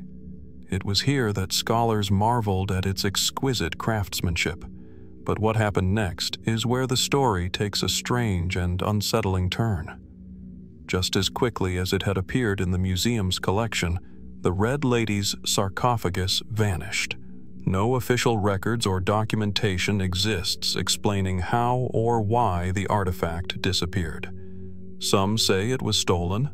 Others speculate that it was moved to a secret location for safekeeping due to its significant value. Still, no concrete evidence has surfaced to account for its disappearance. Theories about the sarcophagus's fate have fueled speculation for over a century. One of the more fascinating theories is that the sarcophagus was removed from public display due to its potential connection to the priests of Amun, a powerful religious order that wielded tremendous influence during Egypt's New Kingdom period. Could it be that the sarcophagus contained a relic of sacred or mystical significance? Perhaps even a curse of sorts that would have brought bad fortune to those who dared disturb it. There's no denying the mystical power that Egypt's tombs and treasures seemed to hold. After all, the curse of Tutankhamun and its supposed deadly effects have long captured the public's imagination. Another theory suggests that the disappearance of the sarcophagus could be linked to the looting and turmoil that plagued Egypt in the 20th century. At the time of Carter's discovery, Egypt was under British colonial rule, and it's possible that the sarcophagus was moved, either by local officials or foreign entities, for reasons that remain unclear. The period of discovery in Egypt was rife with competition over antiquities, and many artifacts were removed or sold to private collectors, sometimes illegally, sometimes without the Egyptian government's approval. Could the sarcophagus have been part of this illicit trade? Equally intriguing is the possibility that the sarcophagus of the Red Lady was simply moved to a location where it remains hidden from public view, perhaps buried in a museum vault or stored in the archives of a private collection. The murky politics of artifact ownership and cultural heritage in the early 20th century make it entirely possible that the sarcophagus was tucked away, lost among the countless treasures unearthed during that time. But perhaps the most intriguing possibility is that the Red Lady's sarcophagus was intentionally hidden by the ancient Egyptians themselves. The tomb had already been looted, yet the sarcophagus remained sealed. Could the priests or royal officials have hidden it away to protect the remains of the woman entombed within? After all, Egypt was no stranger to mysteries. Tombs were sometimes designed to be labyrinthine, with secret chambers and hidden passageways. Could the sarcophagus have been part of a greater ritual that we will never fully understand, hidden from the eyes of the world for reasons tied to the beliefs and practices of a forgotten era? The question that persists is why? Why the mystery? Why the disappearance? And what truths about the Red Lady, or her sarcophagus, are still waiting to be uncovered, hidden beneath layers of time and secrecy? Though the sarcophagus of the Red Lady may be lost, the mystery surrounding it remains alive. Where did it go, and why has it remained so elusive? The answers perhaps lie in the shifting sands of Egypt's vast desert, or buried deep within the forgotten records of history, waiting, always waiting for someone to uncover them. Hidden in the shadows of Egypt's most famous pyramids, away from the crowds of tourists, lies one of the country's most enigmatic and overlooked monuments, the Black Pyramid. Located at the edge of the Faiyum oasis, this pyramid stands out for its unusual color and its deep, lingering mystery. Unlike the familiar limestone and granite giants that grace the Giza Plateau, the Black Pyramid's outer casing is composed of dark, eroded mud brick, a material that, over millennia, has absorbed the searing heat of the desert sun, turning it an ominous black. At first glance, the pyramid may appear to be another forgotten relic, its walls worn down by centuries of harsh winds and time's steady erosion. Yet, the Black Pyramid is not just another monument lost in the sands. It is a structure that invites questions, one whose very existence speaks of a dark history. It was built during the reign of the Pharaoh Amenemhat II, the second king of Egypt's 12th dynasty, a period that was marked by relative peace and prosperity. But despite the grandeur of the surrounding monuments and the significance of the time, the Black Pyramid's very name has a foreboding quality, a suggestion that something about it was never quite right. The pyramid's construction was part of Amenemhat II's grand vision for his afterlife, but its unique material, its forgotten location, and the secrets buried within its walls have led scholars to ask one pivotal question. Why did this pyramid remain unused? Though the Black Pyramid's construction was clearly ambitious, it was never completed. For reasons that remain unclear, the project was abandoned long before it could serve its intended purpose as a tomb for Amenemhat II. Yet, it's not the lack of completion that is most mysterious, it is the strange circumstances that surround its abandonment. Theories range from natural disasters, such as earthquakes or floods, to internal political upheaval, but these explanations don't quite capture the depth of the mystery. What could have caused a pyramid, an investment of immense time, labor, and resources, to be abandoned in such an abrupt and definitive manner? One explanation is that the site itself was cursed, perhaps even deliberately abandoned due to some foreboding omen.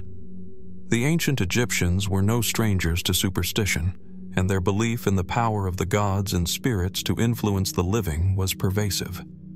Could there have been an incident, perhaps a sign or a tragedy, that convinced those working on the pyramid that it was an ill-omened place, forever marked by misfortune?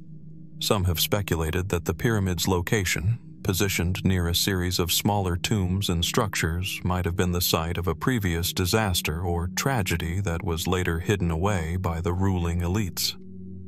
Another mystery surrounding the Black Pyramid is its construction. Unlike the gleaming limestone or granite of other royal tombs, the use of mud brick was unusual, particularly for a structure of such monumental scale. While mud brick was a common building material in Egypt, especially in the construction of smaller structures, it was rarely used for grand royal monuments. Was this choice intentional, or was it a product of limited resources or a lack of experience? The dark color of the pyramid's mud brick only deepens the intrigue, leading some to wonder whether this material was chosen for reasons more symbolic than practical. Could the dark, imposing nature of the pyramid's exterior have been designed to send a message, to instill fear or awe, perhaps, in those who might view it? Moreover, there is the disappearance of the tomb's burial goods. In typical Egyptian fashion, royal tombs were filled with vast treasures meant to accompany the deceased pharaoh into the afterlife. Yet, the Black Pyramid's burial chamber, when it was eventually discovered, contained no such wealth. It was empty. Its tomb, like its pyramid, was abandoned. The treasure that should have been there was never found, and the burial chamber itself was left to decay, untouched for thousands of years. The question that arises is whether the treasures were looted long ago or whether they were removed deliberately before the pyramid's construction was halted. Could the removal of these treasures point to something darker? Perhaps the intervention of unknown forces, whether divine or human, that sought to prevent the tomb's completion? As the years passed and the pyramid fell into further ruin, its name remained an obscure footnote in the history of Egypt's pharaohs. But some curious discoveries have since revived interest in the monument. Among these is the mysterious structure near the Black Pyramid, once thought to be a temple, but now speculated to be part of a much larger complex, one that may have been intended to house not just a pharaoh, but a powerful individual who was perhaps meant to rule in a different way.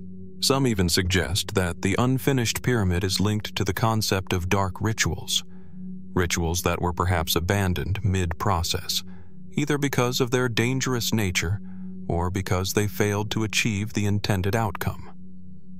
The Black Pyramid, some have argued, may have been designed to be part of a larger, more esoteric system of belief or magic, one that failed or was shut down after it was realized that it was too dangerous, too powerful, or too strange for the pharaoh's legacy to endure. And then, there's the most persistent theory of all, the belief that the Black Pyramid was never meant to be completed. What if it was intentionally left unfinished as a symbol, not of failure, but of something much more ominous? Could it have been constructed not as a tomb, but as a warning, a monument to something that should not have been disturbed? What if Amenemhat II, or whoever ordered its construction, knew that the pyramid's power was so great, so strange, that it was better left incomplete, forever frozen in time? What if the very act of completion itself would have led to something unimaginable? The truth remains as elusive as the sand shifting over the ruins of the Black Pyramid. Perhaps one day the answers will be uncovered. Perhaps they'll lie buried in the remains of the pyramid itself, waiting for the right person to decipher them. Until then, the Black Pyramid stands as a stark reminder of the mysteries that still lay hidden beneath the desert sands, its dark secrets continuing to haunt the corridors of time. As we look upon its weathered walls, we are left to wonder, what was it that the ancient Egyptians knew? And why was this pyramid abandoned in such a deliberate, mysterious way? Only time will tell if these questions will ever be answered, or if the secrets of the Black Pyramid will remain locked away forever, waiting to reveal their truth at last. Deep within the heart of Egypt's ancient temples, where sunlight barely touches the cold stone floors, lies a forgotten enigma, a puzzle wrapped in parchment, hidden in plain sight for centuries, but largely unknown to the world. It is here, among the sacred walls of Egypt's grandest shrines and the dusty libraries of forgotten scribes, that the poisoned scrolls have remained for millennia. These mysterious documents are said to contain knowledge so powerful, so dangerous, that the scribes who once transcribed them took extreme precautions to safeguard their contents. The idea of poisoned scrolls may sound like something out of myth, but the reality behind this mystery is anything but fantastical. These scrolls, found hidden in the deepest recesses of Egypt's sacred temples, are believed to contain secrets about ancient rituals, arcane knowledge, and potentially the means of political manipulation, all encoded in symbols and ink so carefully preserved that their meaning is still locked away, eluding modern scholars. The story begins in the Temple of Karnak, one of Egypt's most magnificent and well-preserved religious sites. The temple was dedicated to the god Amun-Ra and served as a center of religious power during the New Kingdom. Yet among the towering columns and grand statues, certain scrolls were discovered that stood apart from the ordinary sacred texts. These scrolls, said to have been inscribed by the temple's scribes, whose job it was to record both the divine and the mundane, contained more than just prayers and rituals. These scrolls were filled with mysterious symbols, references to lost gods, and rituals so dark that they seem to have been erased from all public records. It was not the content that raised alarm, though it was cryptic. It was the nature of the ink itself that shocked scholars upon their discovery. These scrolls, fragile with age, seemed to carry something more than just the words of ancient priests. They appeared to be laced with toxins, substances that, if touched or ingested, could cause great harm or even death. Some of the scrolls have been found to leave faint traces of toxins that would have been difficult to acquire, especially in ancient times. So why would the scribes use such deadly materials to write these texts? Could it be that the scrolls were meant to serve as a warning? That whoever came into contact with them would be cursed? Or was the poison simply another layer of protection for a knowledge so dangerous it could not be allowed to spread? One thing is clear. The scribes took every possible measure to ensure that the scroll's knowledge was not misused, and that no one could access it unless they knew exactly how to handle it. Perhaps these scrolls weren't meant for anyone but the highest priests of Egypt. Men who were trained in the arts of both magic and medicine, who knew how to interact with the dangerous substances without succumbing to their effects. But the question arises, what was the knowledge hidden in these scrolls that required such drastic measures to keep it secret? Some scholars have speculated that the content could have been about ancient rituals of power, perhaps even involving the control of the very forces of nature. Storms, disease, and even death. These rituals, lost to history, may have been used to manipulate the masses or maintain political control. In an age where pharaohs wielded godlike power, it's not outside the realm of possibility that the scribes were privy to some secret, sacred knowledge. The idea that this knowledge could have been passed down through generations of scribes, secretive and highly guarded, paints a picture of an ancient society more complex and mysterious than we ever imagined. Others believe the scrolls contained instructions on death rituals, an incredibly elaborate, secretive process meant to protect the soul in the afterlife. These rituals may have involved dangerous ingredients, poisons, or potions that could aid in the safe journey to the next world. Or they could have been used to ensure that enemies never made it to the afterlife at all. Was the purpose of these scrolls, then, to ensure the pharaoh's eternal rule by keeping rivals at bay using the darkest and most forbidden means? The existence of the poisoned scrolls seems to suggest that the ancient Egyptians understood much more about the manipulation of both physical and metaphysical realms than we give them credit for. Did they possess knowledge of poisons and antidotes far more advanced than what we know today? Some of these scrolls have been linked to early forms of alchemy, long before the alchemists of medieval Europe, suggesting a deep understanding of chemistry and toxicology. But while the official history of these scrolls points to their use as sacred texts, guarding the secrets of ritual and medicine, a more speculative theory has emerged in recent years. Some believe that these scrolls, with their poisonous ink, were part of a larger conspiracy, used not only to protect knowledge, but to silence potential threats to the pharaoh. Perhaps they were written as deadly messages, warnings to anyone who might dare betray the temple or the state. A secret weapon in the political struggles of the time, meant to ensure the loyalty of those who sought to challenge the reigning dynasty. Yet, as more of these scrolls are discovered, many remain undeciphered, their contents still locked away. What other secrets lie within these poisoned texts? And what happened to the scribes who created them? Were they the keepers of knowledge that was too powerful for the world to know? Or were they the victims of a regime that sought to silence them? For now, the poisoned scrolls remain one of the most elusive mysteries of ancient Egypt.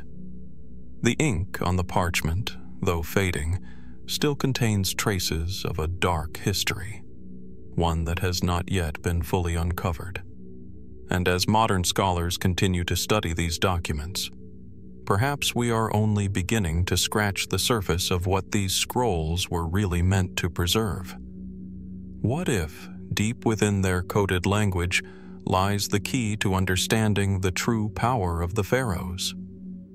The unwritten history of Egypt, passed down in these poisonous texts, might still be waiting to be revealed, if only we can find a way to read between the lines without falling prey to their hidden dangers. The tombs of ancient Egypt are a place of awe and reverence. Majestic and grand, they were designed to safeguard the pharaohs and their treasures for eternity. Yet for all their splendor and spiritual significance, the tombs also became the targets of thieves, those who sought to steal the treasures of the gods, to rob the dead for their riches. These tomb robbers, or as they were sometimes called, the shadows of death, were the bane of the ancient Egyptian elite. But beneath the surface of their criminal actions lies an even darker mystery, a tangled web of secrets, confessions, and revelations that are still being unraveled today. In the silent, shifting sands of the Egyptian desert, some of the most shocking revelations about these tomb robbers are hidden. The ancient Egyptians had always been fiercely protective of their royal tombs, and yet, no matter how fortified or secretive they were, tomb robbing remained an almost inevitable crime. For centuries, Egyptian pharaohs and high-ranking officials took extraordinary measures to prevent looting: high walls, curses, traps, and even priests to guard their tombs. But the allure of gold, jewels, and sacred relics proved to be too much for some. But what if the tomb robbers weren't just opportunistic criminals seeking treasure? What if their actions revealed something far deeper, something far more complicated about the ancient world? One of the most mysterious documents to surface from this shadowy underworld is known as the Confessions of Tomb Robbers, a set of papyri and inscriptions that recount, in startling detail, the inner workings of tomb robberies and the motivations behind them. The confessions are believed to have been written during the New Kingdom, around the time of the 18th dynasty, an era that saw a boom in monumental construction and a corresponding rise in wealth and political power. Yet, it was also a time of turmoil, both within Egypt and along its borders. What makes these confessions so compelling is the transparency they offer into the minds of the thieves. In one particular scroll, an unknown tomb robber describes how he and his crew gained access to the hidden burial chambers of a royal tomb. According to the confession, the tomb was not only heavily guarded, but also surrounded by a powerful curse, a divine protection said to ensure that those who violated the sacred resting places of the pharaohs would be struck down by the gods. And yet, despite the very real threat of divine wrath, the robber explains how the temptation of golden treasures and ancient relics proved too powerful to resist. He reveals, almost with a sense of awe, how they used ancient rituals of their own to overcome the curse, believing that their stolen riches would allow them to live beyond the reach of the gods. As disturbing as it may sound, this tomb robber's confession hints at a surprising paradox. The thieves may have believed that they were not stealing from the gods, but taking back what was theirs. Some scholars speculate that this mindset could have been rooted in a belief that the pharaohs, as divine rulers, accumulated riches at the expense of the common people. Did some tomb robbers view themselves as liberators, stealing from the elite to restore balance to Egyptian society? Or did they merely seek to profit from what was already hidden in the tombs of kings and queens? Other confessions detail even more chilling accounts. A tomb robber who confessed in front of a royal court recounts how they were hired by rival factions within the Egyptian elite to destroy the legacy of a certain pharaoh, perhaps to ensure that no monument to his rule would remain intact. This kind of political tomb raiding wasn't just about treasure. It was about erasing the memory of a ruler, and with it, the possibility of future threats to political power. This raises yet another unsettling question. How much of the destruction of Egypt's royal tombs was driven by the personal vendettas of political rivals, and how much was orchestrated as part of broader power struggles? The very fact that some tomb robbers would confess to such deeds in an open court suggests that the world of ancient Egypt's elite was riddled with intrigue, alliances, and betrayals, perhaps in ways that mirror the politics of today. But there is yet another aspect of these confessions that remains puzzling: the role of the temple scribes. In several confessions, tomb robbers mention receiving information from priests or temple scribes, who were among the few who had access to the knowledge of sacred burial sites. These scribes were not only the record keepers of Egyptian society, but often held positions of immense power. So, what role did they play in these thefts? Were some scribes working in concert with tomb robbers, driven by greed, or were they part of a larger scheme involving the corruption of religious and political institutions? It is important to note that some confessions suggest that the tomb robbers were only partially successful, often encountering unexpected obstacles or facing what they described as supernatural retribution. Could it be that the spiritual forces of the tombs were not merely symbolic, but deeply real to the people of ancient Egypt? Perhaps the fear of divine punishment wasn't just superstition, but part of an elaborate social construct used to protect the sanctity of the tombs. Even the robbers themselves seemed to acknowledge the terrifying forces that lay within the sealed chambers. As we explore these confessions and their tantalizing mysteries, the question remains: how much of what these thieves revealed is true, and how much was part of a carefully crafted myth designed to obscure the deeper truths about power and corruption in ancient Egypt? Could the tomb robbers' confessions be the only surviving records of a much larger, hidden history? One that has been intentionally buried beneath centuries of royal propaganda and priestly authority? What if their stories, often considered criminal, actually hold the key to understanding the dark side of Egypt's political and spiritual systems? The puzzle of Egypt's tomb robbers is far from solved, and as more of these confessions are uncovered, they continue to cast a shadow on our understanding of ancient Egypt, a civilization that was as much built on secrets as it was on monuments. So, as we sift through the stories of these thieves, we must ask ourselves, what truths have been hidden in the darkness, waiting to be revealed? And what would the ancient Egyptians prefer to keep locked away, forever out of reach? Hidden among the ruins of ancient Egypt lies a tomb steeped in mystery, whispered about in hushed tones by scholars and treasure hunters alike, the tomb of Ankhesenamun, the daughter and wife of the powerful Pharaoh Akhenaten, and the stepdaughter of the legendary Tutankhamun. While most know her as one of the last royal figures to navigate the tumultuous reigns of the late 18th dynasty, what remains largely unknown is the series of events that shrouded her tomb in an eerie legend.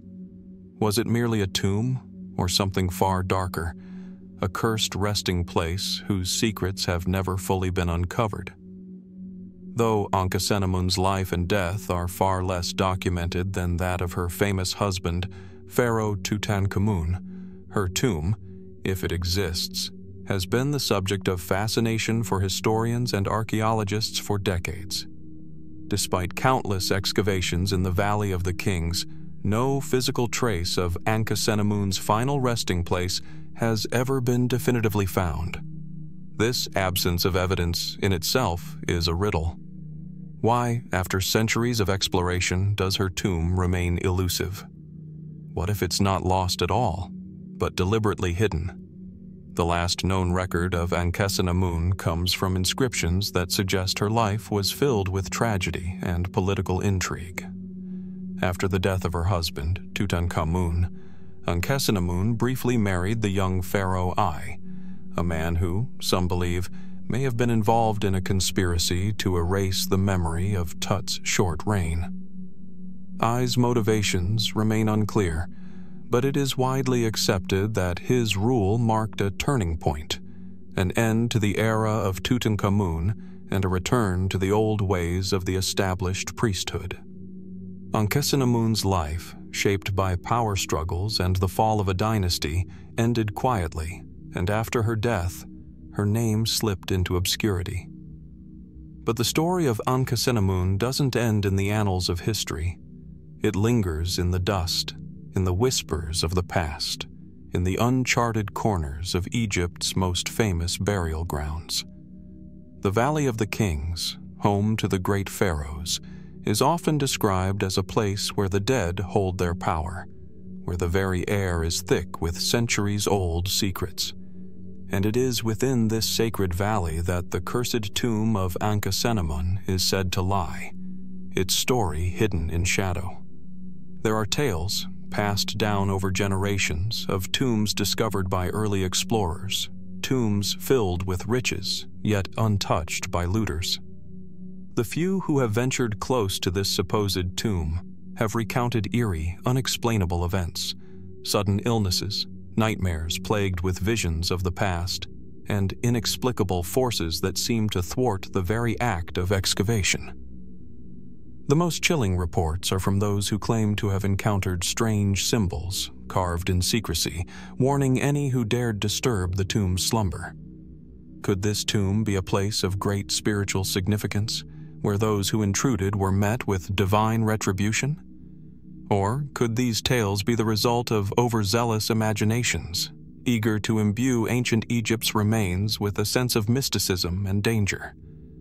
Some experts argue that the missing tomb of Ankhesenamun was deliberately erased from history, its existence hidden by those who sought to control the narrative of Egypt's royal family. Ancient Egypt was a land of complex religious and political symbolism, where erasing a figure from the record was a powerful tool used by the ruling class. If Ankhesenamun's tomb was hidden by those in power, it may be an attempt to obliterate her memory, to prevent her legacy from interfering with the transition of power to the new kings. Was this royal displacement the result of a calculated decision, or did something darker, more supernatural, play a role? There are other theories that suggest the tomb of Ankhesenamun may lie hidden because of a more supernatural nature.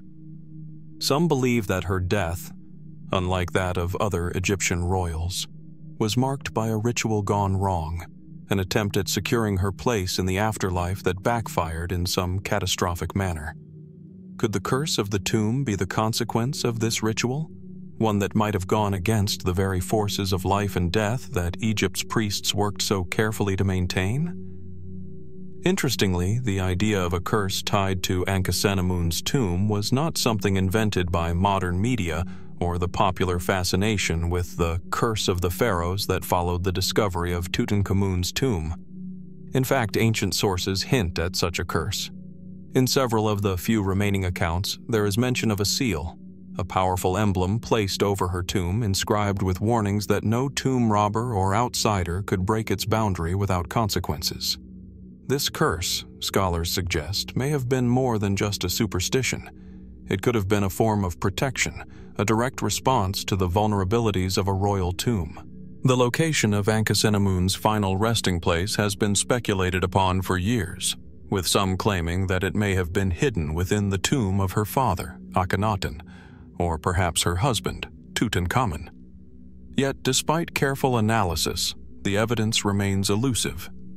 Some have suggested that her tomb is located in a place where tomb robbers and archaeologists alike dared not venture, deep beneath the ground, or possibly sealed off by a force so ancient that its power remains untouched by modern excavation methods. Could Ankhesenamun's tomb truly hold the answers to the mystery of her life and death? Or is it possible that there's more to her disappearance than anyone could have imagined? Could the curse surrounding her tomb still linger, waiting to be discovered by those brave enough to unlock its secrets? The absence of concrete evidence only deepens the mystery. Ankhesenamun's story, like so many other ancient Egyptian figures, seems forever bound in layers of uncertainty, untold, unrecorded, and perhaps even unrecoverable. But as we continue to sift through the sands of Egypt's ancient past, we must ask ourselves, is there more to this story than the record shows? What remains buried beneath the weight of time? And could the curse of Ankhesenamun be the key to unraveling a truth that was never meant to be discovered? In the heart of Egypt, where the sands have buried so many secrets, lies a chilling mystery, one of the most perplexing figures in the history of Egyptian burial practices. A mummy without a name, an enigmatic figure whose identity remains cloaked in shadow, stands as a haunting puzzle for historians and archaeologists alike. This solitary, nameless, mummified individual was discovered in a forgotten tomb, without a marker, a title, or even the customary adornments befitting a royal or noble. The tomb itself, discreet and unassuming, contrasts sharply with the extravagant burial sites of the pharaohs, their tombs overflowing with riches and inscriptions meant to ensure a prosperous afterlife. Yet this particular tomb, hastily constructed, with no clear connection to any known Egyptian royal or elite family, contains a body wrapped in linen, untouched by time in many ways, but mysterious beyond measure. Who was this person? And why, after millennia, has their identity remained a blank slate? The mummy was first discovered in the early 20th century, in what would come to be known as Tomb KV-55 in the Valley of the Kings, a discovery that might have been overlooked had it not been for one key detail. The body inside was unmarked, a feature utterly out of place in the valley, where nearly every royal tomb was designed to glorify the deceased and commemorate their life. Yet here, buried beneath the desert's crushing weight, lay a body whose very lack of identity has sparked decades of intrigue. This nameless mummy, believed to be a man, was found lying in a simple, unadorned coffin, without the usual wealth of jewelry, amulets, or inscriptions that would usually accompany an Egyptian of high rank. And while the tomb's other artifacts were minimal, they suggested the individual had connections to Egypt's most prominent royal families. Some theorists argue that this mysterious figure could be someone of considerable importance, a royal outcast, perhaps, or someone whose memory was intentionally erased from history. Others suggest that the identity of the deceased was purposely kept hidden, its removal from the record a calculated effort to keep their secrets buried for eternity. As experts have worked to piece together the puzzle, they've discovered several clues that hint at this person's possible identity. Radiocarbon dating suggests the mummy lived during the 18th dynasty, an era defined by monumental power shifts, religious upheaval, and the reign of some of Egypt's most famous pharaohs. Could this unknown figure have been part of this turbulent period? Or perhaps even a contemporary of the mysterious pharaoh Akhenaten, whose revolutionary religious reforms shattered the status quo of Egypt's ancient pantheon of gods? One of the most compelling pieces of evidence comes from the mummy's physical appearance. Early examinations suggest that the individual was likely in his late teens or early 20s at the time of death. His skull shows evidence of severe trauma, with fractures that could indicate a violent end, possibly the result of political intrigue, rebellion, or a violent coup. Could this have been the fate of a young heir, perhaps one who was meant to ascend to the throne but never did?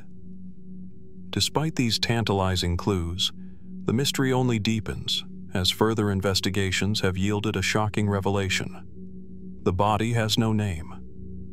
Unlike other royal tombs, where inscriptions were etched on walls, coffins, and sarcophagi, there is nothing to identify the person inside. The absence of a name raises more questions than answers. Why was this person's identity deliberately wiped away? What was it that made them so dangerous, so controversial, that their very name had to be erased? Several theories have emerged over the years regarding the mummy's identity, ranging from the plausible to the highly speculative. Some suggest the individual could be a son of Akhenaten, the so-called heretic pharaoh, whose religious reforms and abandonment of Egypt's traditional gods caused a great deal of strife. Akhenaten's dynasty was short-lived, and after his death, the turmoil that followed may have led to the suppression of his family's memory. Could this be the body of a lost prince, perhaps a child of Akhenaten and Nefertiti, whose name was struck from history as part of a political purge? Others point to the possibility that this could be the body of Smenkhkare, a mysterious ruler who co-reigned with Akhenaten for a brief period before disappearing from the historical record. The lack of any definitive records of his death has left many wondering if he may have been intentionally erased from history, either because of his role in Akhenaten's religious reforms or because of his sudden disappearance after Akhenaten's death. Still, there are other, more fringe theories that raise even more unsettling questions. Could this nameless figure have been the victim of a ritualistic execution designed to ensure that the secrets of the court, secrets known only to a select few, remained hidden forever? Some scholars even suggest that the mummy's trauma could have been inflicted as part of a sacrificial ceremony, perhaps tied to the collapse of Akhenaten's religious reforms. If the body was truly associated with an erased royal line, was this individual's death an act of violence intended to prevent their return to power? As tantalizing as these theories may be, one thing remains certain. The true identity of this mysterious figure has evaded us for centuries. The mummy without a name stands as a silent witness to a time of unprecedented change in ancient Egypt, one whose legacy has been lost to history.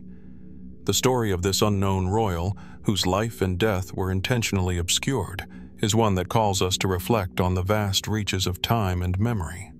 What truths have been lost to the sands of Egypt, and how many more figures, long forgotten, continue to whisper from the shadows of the past? In the heart of ancient Egypt, one ruler's bold vision would change the course of religious and political history forever. Pharaoh Akhenaten, often regarded as one of the most enigmatic and divisive figures in Egyptian history, took a step so radical that it shocked the very foundation of Egyptian society. Akhenaten was not only a king, but a religious reformer who sought to banish the gods that had been worshipped in Egypt for millennia. At the core of his revolutionary ideology was the worship of a single deity, the sun disk, Aten, and his rejection of the traditional polytheistic pantheon of Egypt. This decision was nothing short of rebellion, not only against the established religious order, but against the very essence of Egyptian identity. For centuries, the gods of Egypt, Ra, Osiris, Isis, and countless others, were the fabric of everyday life. Temples were built in their honor, rituals performed at their altars, and the pharaohs themselves were believed to be the living embodiment of divine will. But Akhenaten's reign, beginning in the 14th century BCE, would disrupt all of that. It was a time when Egypt's gods were suddenly shunned, and the city of Amarna became the exclusive home of Aten's worship. Akhenaten's decree to abandon the worship of Egypt's established gods was not just a religious change. It was a radical political move. He established a new capital city, Akhenaten, dedicated entirely to Aten. There, he built monumental temples to the sun disk and ordered the closure of older temples dedicated to Egypt's traditional gods. Images of deities were defaced and their names erased from inscriptions. In a land where the divine and the earthly were inseparable, Akhenaten's actions were unprecedented. But what motivated this bold shift? Was it simply the act of a ruler who believed he had been divinely chosen to establish a new religious order, or was there a deeper, more subversive element at play? Scholars have long debated the true nature of Akhenaten's religious revolution. On the surface, it appeared to be a spiritual reawakening, a pharaoh attempting to elevate Egypt's relationship with a single, omnipotent god. But as historians delve deeper into the reign of Akhenaten, questions arise. Was this truly a religious reform? Or was it an act of rebellion against the powerful priesthood of Thebes and the entrenched religious elites? Akhenaten's departure from tradition went beyond religion. His physical appearance alone, strikingly unusual, with an elongated neck, wide hips, and full lips, seems to symbolize his departure from the norm. His art and iconography, which often portrayed him and his family in intimate and unorthodox poses, emphasized a break with Egypt's grand, traditional representations of the royal family. Akhenaten's portrayal of the royal family as an almost humanized unit, basking in the glow of Aten, was radically different from the formalized, godlike depictions of past rulers. Some have speculated that Akhenaten's actions were driven by a personal vision, perhaps even a divine revelation. After all, the idea of a singular, all-powerful god was not entirely new to the Egyptians. The sun god Ra had long been central to their belief system. But Akhenaten's embrace of Aten was unprecedented. Could it have been that Akhenaten himself had experienced some form of mystical experience that led him to reject the many gods in favor of one? Or was there something more political at play, a desire for absolute control over both the religious and political spheres of Egypt? Some have suggested that Akhenaten's reform was, in part, a response to the growing power of the priesthood. The priests of Amun had become exceedingly wealthy and influential during the reign of Akhenaten's father, Imhotep III. They controlled vast estates and amassed enormous wealth, all of which was funneled into the maintenance of their temples and the worship of the god Amun. By shifting his focus to Aten and abandoning Amun, Akhenaten may have been attempting to curb the influence of these powerful religious figures. Was his act of banishing the gods really a move to assert his own power over the priesthood, stripping them of their political and economic influence? While Akhenaten's intentions remain unclear, the consequences of his revolution were immediate and far-reaching. Thebes, the religious heart of Egypt, was abandoned. Temples dedicated to Amun were closed, and priests were stripped of their privileges. Akhenaten's own successors, including Tutankhamun, would eventually reverse many of his reforms. The young pharaoh, tutored by the powerful priesthood of Amun, would restore the traditional gods and the city of Thebes as the heart of Egypt's religious life. But the ultimate fate of Akhenaten's city, Ankhesenamun, was perhaps the most telling. After his death, it was rapidly abandoned, and its temples were left to fall into ruin. Today, Amarna stands as a deserted testament to a radical experiment that came to an abrupt end. The very fact that Akhenaten's reign was so reversed and discredited by later pharaohs speaks volumes about the dangers of upsetting Egypt's sacred order. Yet despite the seeming rejection of Akhenaten's legacy, there are those who believe his actions were not just an act of rebellion, but a reflection of deeper, cosmic truths. Could Akhenaten have been a visionary, ahead of his time, trying to understand the mysteries of the universe in a way that the priests of Amun could never conceive? Akhenaten's bold vision, his banishment of the gods, and the abandonment of Egypt's religious traditions remain shrouded in mystery. Was it a power play, a rebellion against the established order? Or was it the inspired actions of a ruler who believed he had been chosen to bring Egypt into a new era? The answer, like so many mysteries of ancient Egypt, may remain hidden beneath the sands of time. As we continue to unearth the remnants of Akhenaten's reign, we are left with more questions than answers. What was the true nature of his break with Egypt's gods? And what did it cost him and Egypt in the long run? As the sun rose over the ancient Nile, casting a golden hue across the temples of Egypt, the great civilization pulsed with the power of its high priests, men of immense influence, revered for their connection to the gods. From the towering walls of Karnak to the sacred halls of Thebes, these priests held sway over both the spiritual and political life of the land. But beneath the surface of this divine authority, a silent, invisible war was being waged, one not marked by swords and bloodshed, but by influence, secrets, and the manipulation of belief itself. In ancient Egypt, religion was not merely a part of daily life. It was the very fabric that held society together.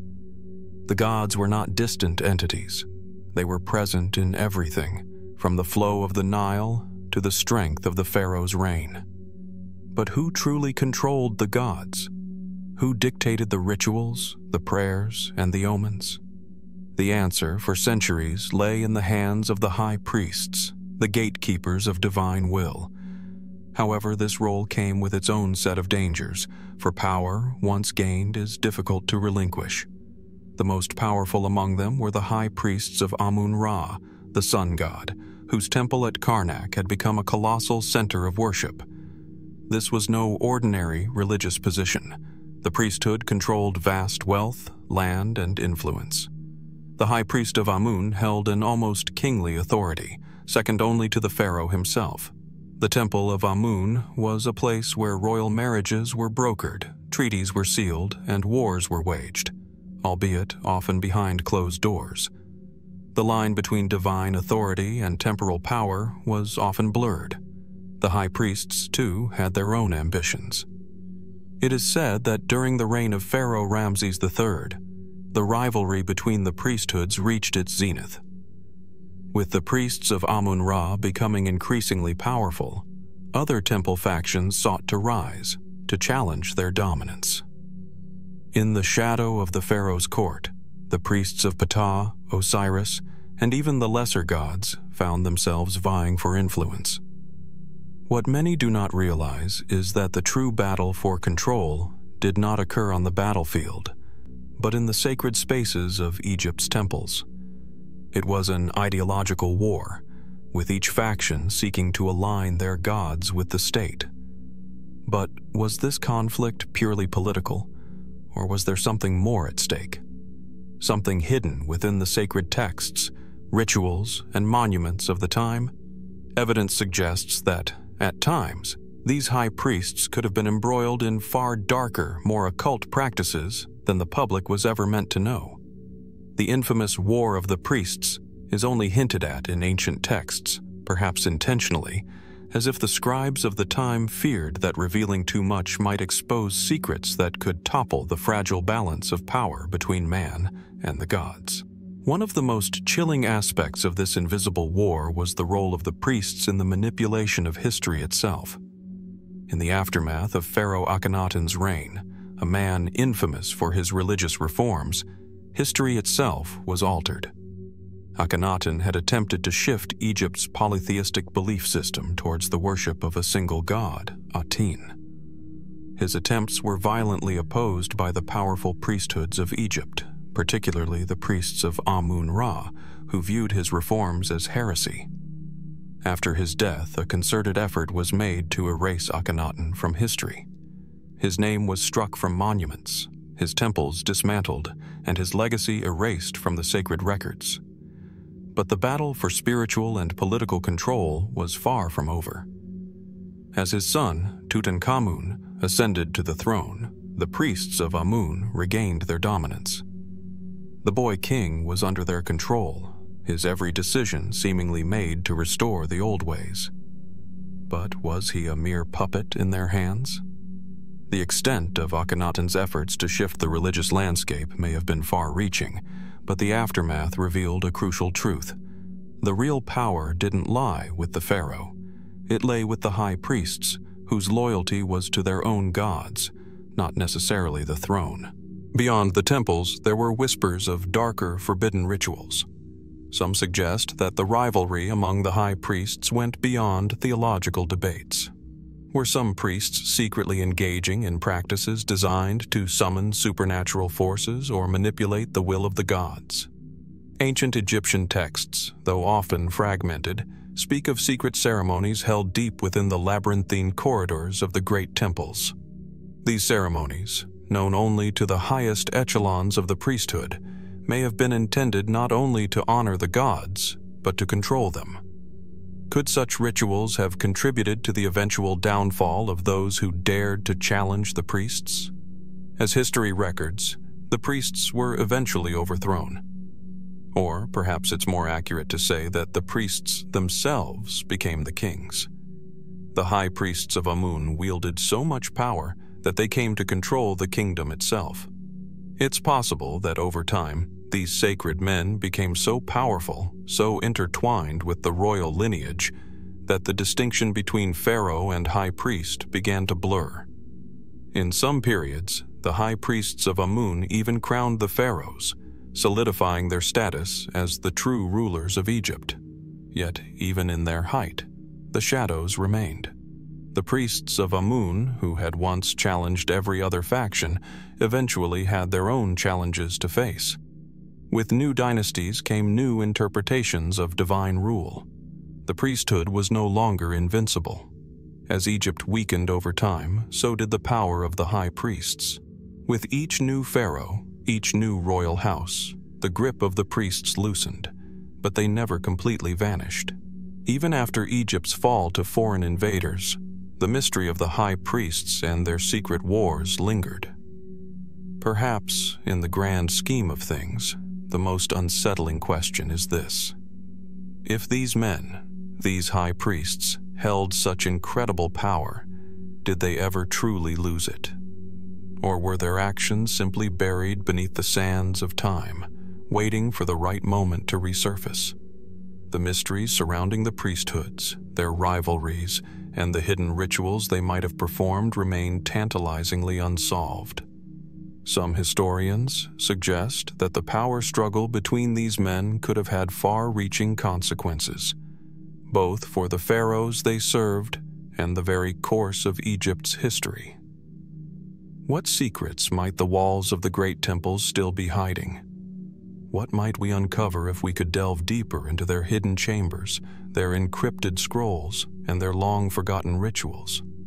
The invisible war between the high priests is one that we may never fully understand, but it is one that continues to echo in the mysteries of Egypt's past. The Nile, the lifeblood of ancient Egypt, has borne witness to the rise and fall of dynasties, the ebb and flow of gods, and the triumphs of pharaohs. But perhaps no event in Egypt's long and storied history remains as enigmatic as the expulsion of the Hyksos, the mysterious foreign rulers who held sway over Egypt for nearly a century. Their sudden and unexpected expulsion from the fertile lands of the Nile Delta remains one of Egypt's greatest unsolved mysteries. The question lingers: why, after decades of domination, did the Hyksos disappear so suddenly and without a trace?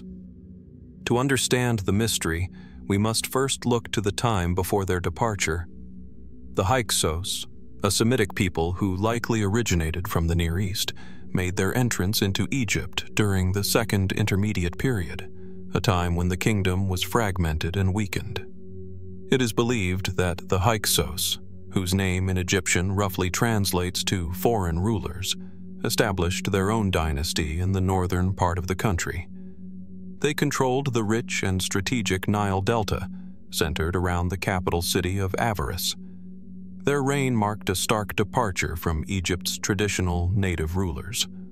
At the height of their power, the Hyksos controlled vast swaths of Egypt's territory, including major trade routes, and held sway over the economic and military heart of the country. Despite their foreign origins, they adapted to Egyptian culture and even embraced Egypt's religious traditions. In fact, they were not merely invaders, but were absorbed into the Egyptian way of life, ruling with a mixture of local customs and foreign influence. It's said that they introduced innovations to Egypt, including the horse-drawn chariot, which would later become a defining feature of Egypt's military might. Yet, despite their adaptation, their rule was always regarded with suspicion by the native Egyptian population. The most significant question about the Hyksos is not just how they came to power, but rather how they lost it. The expulsion of the Hyksos from Egypt is one of the most pivotal events in Egyptian history, marking the end of their foreign rule. The fact that it remains shrouded in mystery is, in itself, peculiar. Official accounts, mostly from the 18th dynasty, claim that the Hyksos were overthrown by a native Egyptian ruler, Thutmose, the last pharaoh of the 17th dynasty. Thutmose's successors, notably Ahmose I, are celebrated for completing the expulsion and founding the 18th dynasty, which ushered in the New Kingdom, a period of Egypt's greatest glory. However, The narrative we have of the Hyksos expulsion is more sparse and enigmatic than one would expect for such a significant event. Ancient texts do not provide us with much insight into why the Hyksos were expelled. We have no clear records from the Hyksos themselves, and the Egyptian sources are often vague. The Tempest Stele, a fragmentary text inscribed on a stone tablet found at Thebes, makes passing reference to a storm or tempest that caused the expulsion, but the details remain unclear. Was it a storm of divine wrath? Or did it refer to a military conflict, a siege, or a rebellion? The text leaves many questions unanswered. One of the most curious aspects of the Hyksos expulsion is the sudden nature of it. After more than a century of Hyksos rule, why did they leave so abruptly? And why is there so little surviving documentation? It is possible that the Hyksos were caught off guard by a sudden uprising, but some theories suggest that there may have been deeper, more complex reasons behind their departure. Perhaps the Hyksos themselves were weakened by internal divisions. Archaeological evidence suggests that there were at least two distinct groups of rulers among the Hyksos, some Egyptian in their ways, others more foreign in outlook, suggesting a possible fracture within their leadership. Was the expulsion the result of a well-coordinated military campaign led by native Egyptians? Or was it an event born of a larger, more systematic process of resistance that played out over several decades? The Exodus narrative, though it may have evolved in later centuries, is often linked by some scholars to the period of the Hyksos expulsion. Did the Egyptians, witnessing the turmoil and instability caused by their foreign rulers, stage a unified revolt? Or was the expulsion simply the consequence of the Hyksos overstretching their power in an Egypt that was on the verge of resurgence? The Karnak inscriptions and the victory stele of Ahmose provide some insight, suggesting that Ahmose III, the founder of the new kingdom, played a central role in this dramatic chapter. His campaigns, often depicted in vivid scenes of battle, are said to have broken the Hyksos grip on Egypt. But the records are not entirely consistent. Was Ahmose's victory as decisive as it is portrayed, or did the Hyksos simply leave under more peaceful circumstances? The lack of detailed descriptions in surviving texts raises doubts about the nature of their expulsion, and it invites us to consider alternative explanations. Theories abound. Some suggest that the Hyksos were driven out by external forces beyond Egypt's borders. Did the Egyptians exploit a conflict among the Hyksos allies, weakening their position? Or was there a collapse of the Hyksos political infrastructure? Some archaeologists have proposed that the Hyksos, facing a decline in their power and resources, may have chosen to abandon Egypt in favor of other opportunities in the Levant or beyond. Their sudden departure could have been the result of a pragmatic decision rather than a cataclysmic defeat. Another hypothesis is that the Hyksos may have simply been absorbed into the Egyptian population. If their influence had weakened, it's possible they were integrated into the Egyptian royal system, or simply faded into the larger, more dominant culture of the Nile. This theory suggests that, rather than a sudden expulsion, the Hyksos' presence in Egypt might have gradually diminished, leaving little evidence of their final years. The lack of definitive evidence has led some to speculate that the true nature of the Hyksos expulsion may never be fully understood. Ancient records are fragmentary at best, and the passage of millennia has left many of the key details shrouded in uncertainty. What, exactly, caused the downfall of the Hyksos? Was it an overwhelming military force, a series of political miscalculations, or something more? Perhaps the truth lies hidden in the ruins of Avaris, in the desert tombs of the expelled kings, or in the unexplored archives of Egypt's ancient scribes. Whatever the answer may be, the Hyksos remain one of the most elusive and puzzling chapters of Egypt's history, an enigma that continues to captivate the imagination of scholars and historians to this day. As we search for clues, one question remains. Could we one day uncover the final pieces of this great puzzle, revealing the truth behind the Hyksos' mysterious expulsion and their sudden disappearance from Egypt's history? Or will the secrets of their rise and fall remain hidden beneath the sands of time, forever lost to antiquity? Beneath the endless expanse of the Egyptian desert, the ruins of temples, tombs, and pyramids whisper stories of gods, kings, and rituals that have long since faded into the shadows of time. Among the many practices of the ancient Egyptians, one ritual stands out for its profound mystique and its connection to the afterlife: the opening of the mouth. This ceremonial rite, central to the funerary practices of Egypt's elite, was believed to awaken the deceased and grant them the ability to speak, eat, and breathe once more in the afterlife. But what lay behind this enigmatic ritual? Why was it so vital to the Egyptian belief system, and how did it serve as a key to understanding the spiritual and symbolic world of the ancients? The opening of the mouth ritual has remained one of the most enduring puzzles of Egyptology. It is a practice steeped in symbolism, deeply embedded in Egypt's complex spiritual framework, and yet its true significance has been difficult to fully unravel. The ritual itself is described in texts from the Middle Kingdom onward, and its images are frequently found in tombs and mortuary temples. It was performed on the deceased as part of the burial process, usually taking place within the tomb or at the mortuary temple. But what was the purpose of this highly specific and visually striking act? To the ancient Egyptians, death was not an end, but a transition, an opening to a new realm. For the deceased to make this passage successfully, they needed to be equipped with everything they had in life: their senses, their speech, their ability to partake in sustenance, and their connection to the divine. The opening of the mouth ritual was the key to all of this. At the center of the ceremony was a symbolic mouth that had to be opened for the deceased. This was done with a variety of sacred tools, such as a stone or metal instrument resembling an adze or knife. The priest would touch the instrument to various parts of the body of the deceased or their statues and would recite a series of prayers and incantations. The most important action involved touching the mouth area, symbolically allowing the deceased to eat, drink, and speak in the afterlife. This was an act of restoration, of reawakening, bringing the dead closer to the realm of the gods.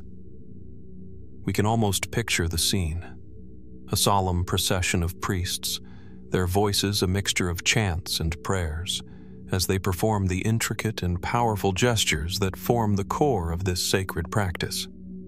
The body of the deceased, now wrapped in linen or placed in a finely crafted sarcophagus, lay at the center of the ceremony, bathed in the soft glow of flickering oil lamps.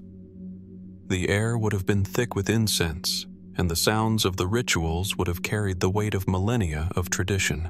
Yet, for all its significance, the opening of the mouth ritual remains shrouded in mystery. Its origins are not fully understood. It seems to have evolved over time. But why did this specific ceremony become so essential? What was its underlying meaning, and why did it resonate so strongly with the ancient Egyptians? Was it simply a necessary act to ensure a smooth passage to the afterlife? Or was there a deeper, more symbolic significance embedded in the ceremony itself? Scholars have long debated the role of the opening of the mouth in Egyptian thought. Some view it purely as a means of ensuring that the deceased could partake in the nourishment of the gods in the afterlife, for food offerings and drink were an integral part of the Egyptian burial rituals. In this context, the ceremony acted as a gateway to divine sustenance, allowing the deceased to eat, drink, and breathe in their eternal existence. In many ways, it was the final step in a long process of preparation that began long before death itself, with the embalming process and the careful placement of grave goods, including food and drink for the journey ahead. Others have speculated that the ritual was far more than just an act of nourishment. It was perhaps a symbolic key to unlocking the very essence of the person who had died. The ancient Egyptians placed immense importance on the idea of the kai, a part of the soul that needed sustenance and offerings to thrive in the afterlife. The opening of the mouth, therefore, could have been seen as an act of spiritual reawakening, reconnecting the soul with its body, ensuring the eternal bond between them. It might also have served as a means of facilitating communication with the divine or with the deceased's ancestors, allowing them to guide the soul safely into the afterlife. Yet even within the framework of Egyptian religious thought, questions remain. Was there a particular reason why the mouth was singled out in this ritual? After all, the Egyptians believed that the body was a complex vessel of soul and spirit, and each part of the body had its own symbolic importance. The mouth, as the source of speech and nourishment, was a natural focal point. But why was it this one part of the body that was singled out for restoration? Could there have been a hidden significance behind the use of the mouth, perhaps linked to the concept of divine words, the power of speech, or the spoken word's ability to transform reality itself? In many Egyptian texts, the utterance of words, be it prayers or incantations, was considered immensely powerful, capable of shaping the future, or of calling forth the forces of the divine. Could the opening of the mouth ritual have been designed to re-enable the deceased to speak these powerful words in the afterlife? As with many aspects of Egyptian religion, it's possible that the ritual had multiple meanings, layered and complex, shifting in significance depending on the context and the person performing it. What is clear, however, is the centrality of the ritual in ancient Egyptian life. It was not only a step in the funeral process, but also a profound act of faith. It symbolized the belief that the deceased, if properly reawakened, could join the gods in a world beyond death. But perhaps the most haunting aspect of the opening of the mouth ritual is how little we truly understand about it. Although we have a general sense of its function and its place in Egyptian culture, many of its deeper meanings remain hidden. It's almost as if the Egyptians deliberately veiled the true purpose of the ceremony, leaving us to wonder about the full extent of its power. Was the ritual truly the key to unlocking the afterlife for those who passed on, or was it more symbolic, an act of faith that allowed the living to honor and connect with the dead? And what role, if any, did this ritual play in the evolution of Egypt's spiritual beliefs and practices?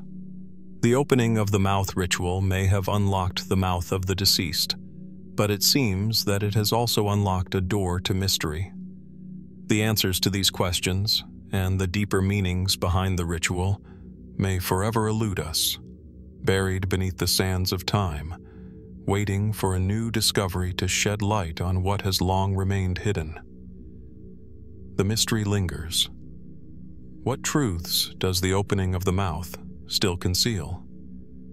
What was it that the ancient Egyptians hoped to awaken, and what ancient knowledge does it hold? If only we could unlock it. The Nile River, the lifeblood of ancient Egypt, has always been a source of both awe and reverence. It was the river that brought fertility to the soil, sustained the people, and allowed the civilization to flourish. To the Egyptians, the Nile was a divine force, its seasonal flooding a gift from the gods that provided sustenance, wealth, and life. However, there was one particular event that would forever alter how the Egyptians viewed their sacred river. In certain periods of Egypt's history, the Nile, usually a symbol of abundance, took on a strange and unsettling appearance. For days, sometimes weeks, the water would turn a deep, unsettling shade of red. This bizarre transformation of the once pristine river has puzzled historians, scientists, and archaeologists for centuries. What caused this sudden, inexplicable phenomenon? Was it a natural occurrence, a divine omen, or perhaps something even more sinister?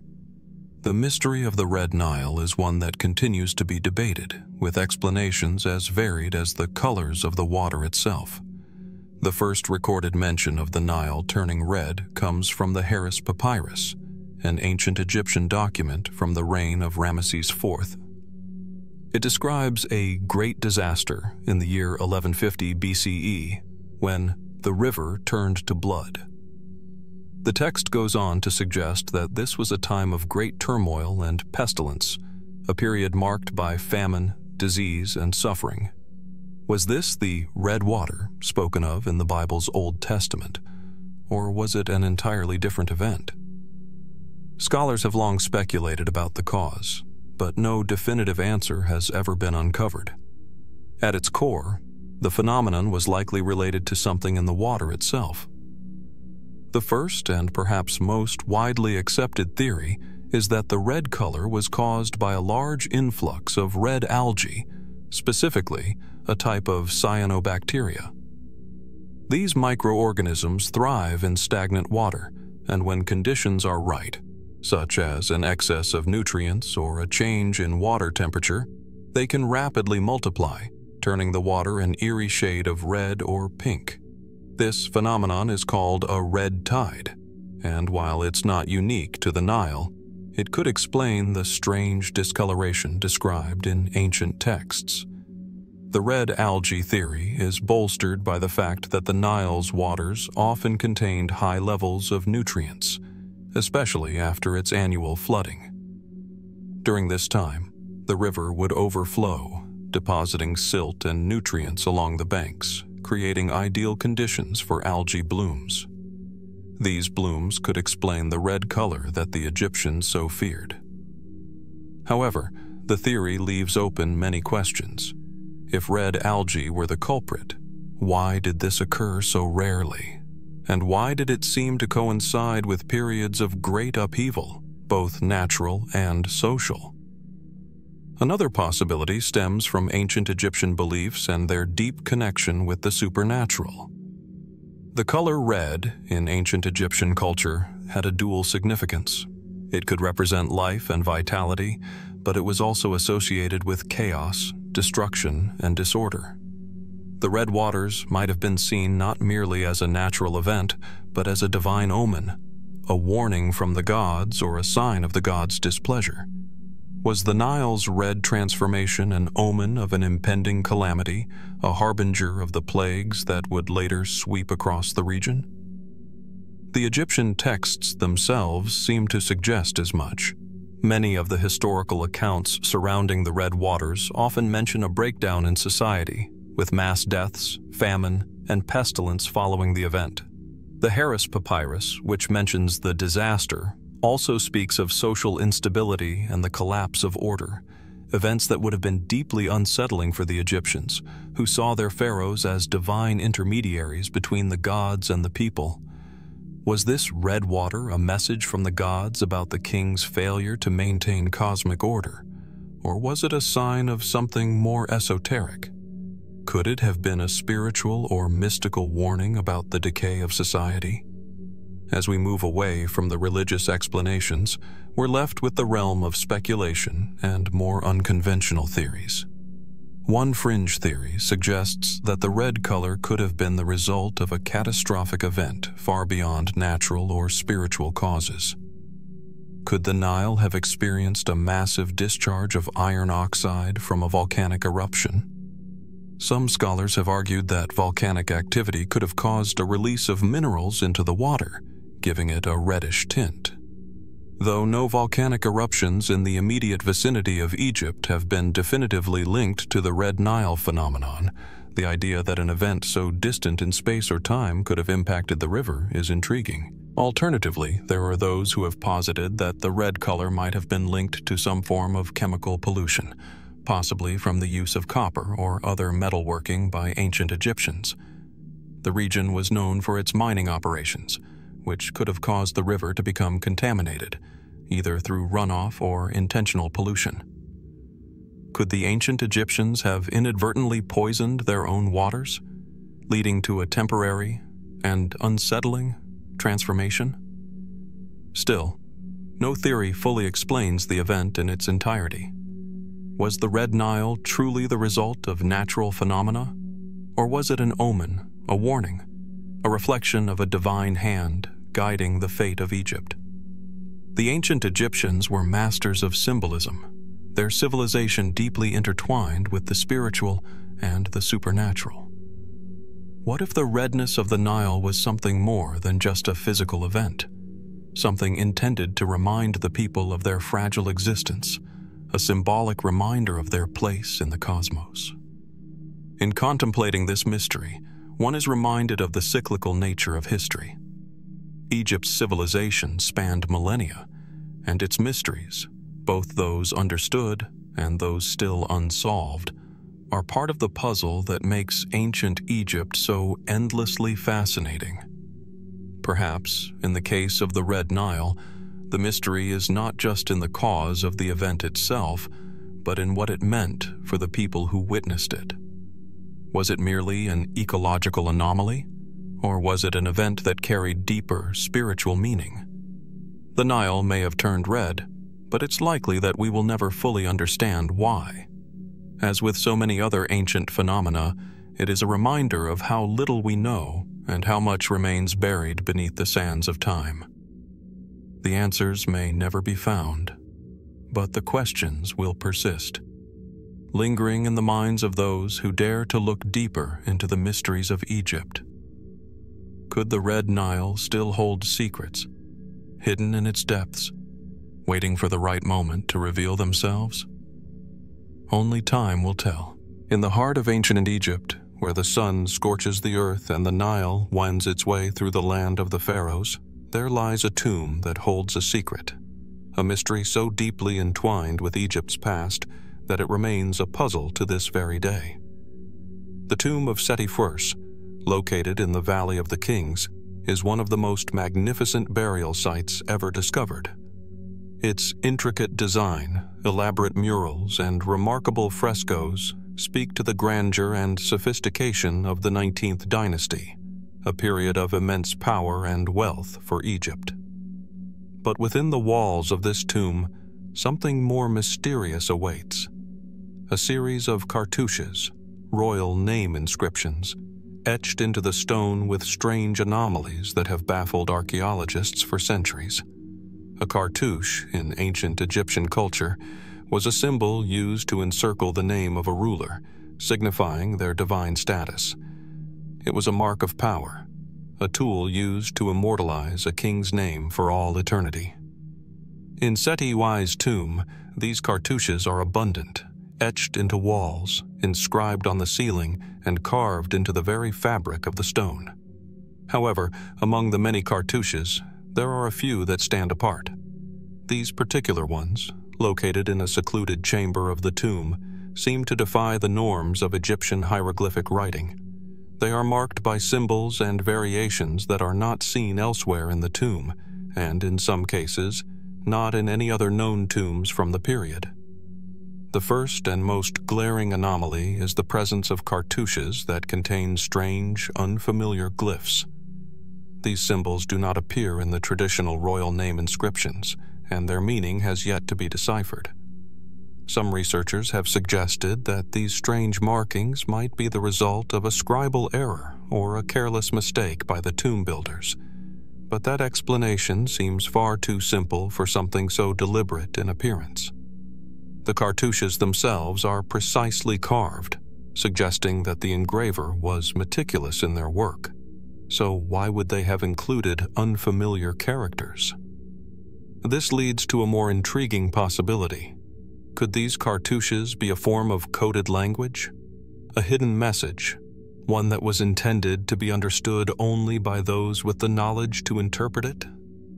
Some scholars have proposed that these unusual glyphs might be a secret code designed by Seti I himself, or perhaps by a high-ranking priest or advisor, to convey a message that was meant to be hidden from the common people, or even from future generations. If so, what could that message be? Was it a political statement, a religious declaration, or something else entirely? As we delve deeper into the mystery, the presence of these cartouches takes on a more significant and eerie tone. What if these strange symbols are not just random scribbles or errors? What if they are tied to the ancient practice of divine kingship? The ancient Egyptians believed that the king, as the living Horus, was both a ruler and a divine intermediary between the gods and the people. His name, therefore, was sacred. Perhaps in these secret cartouches, Seti was communicating something beyond the mortal realm, something hidden from view, yet essential for his legacy. Could the cartouches be a coded message about the divine nature of his reign? Or was Seti signaling a secret pact with the gods themselves, an agreement that could shape the course of Egypt's future? But there is another theory, one that adds a layer of even greater intrigue. Some researchers have suggested that these cartouches may be evidence of an ancient practice, one that was lost to time but rediscovered by the tomb's builders. The idea of time manipulation is not as far-fetched as it may initially seem. There are those who have speculated that the ancient Egyptians had a more complex understanding of time and space than we have yet to fully grasp. Could these cartouches be part of a secret ritual or prophecy, encoded in such a way that only those with knowledge of this forgotten practice could interpret them? Furthermore, it's worth noting that Seti's reign was not without its challenges. His son, Ramesses II, would eventually rise to prominence as one of Egypt's greatest pharaohs, but Seti's time was not always free of conflict.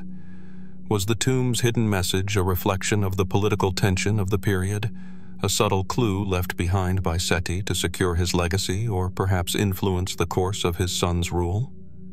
If this was the case, the cartouches might not only have served as a mark of the king's divine status, but also as a form of political maneuvering, with hidden words intended to influence the future. Adding to the complexity of this puzzle is the fact that some of the cartouches appear to have been intentionally erased or altered after they were originally inscribed. This phenomenon raises more questions than answers. Why would the ancient Egyptians go to such lengths to obscure these markings? Was it an attempt to bury a secret, to hide a message that was deemed too dangerous or too powerful to be left in plain view? Some have suggested that these erasures could have been politically motivated, either by the priesthood or by future rulers seeking to control the narrative of Seti's reign.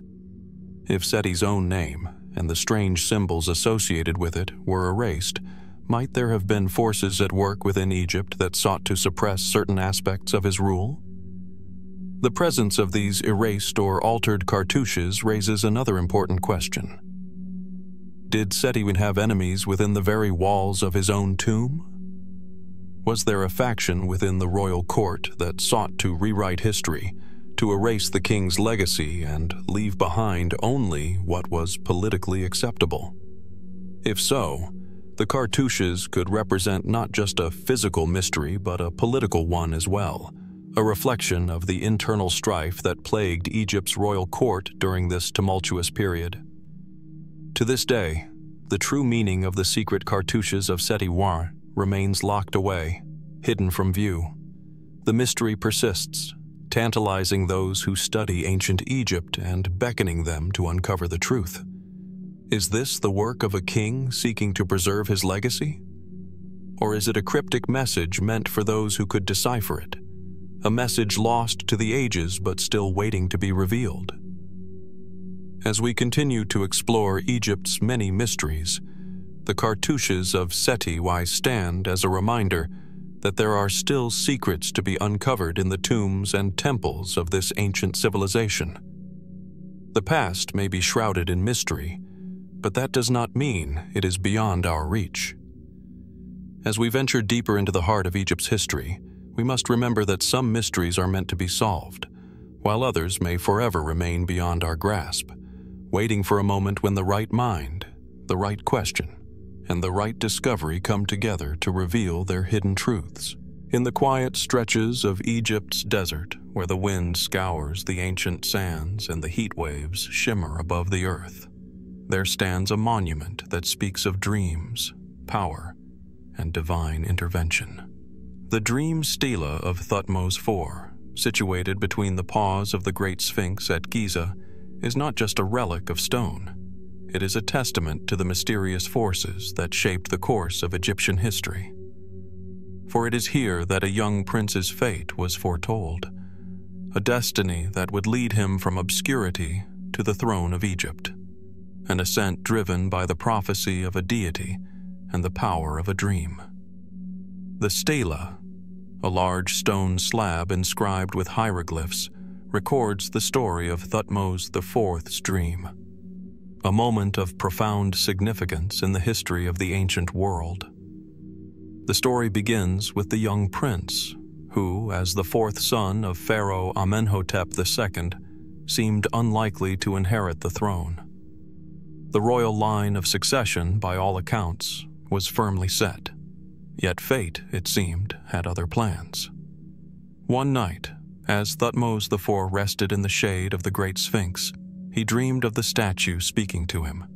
According to the stela's inscription, the Sphinx, lying half-buried in the desert sands, spoke directly to the prince in a voice both regal and powerful.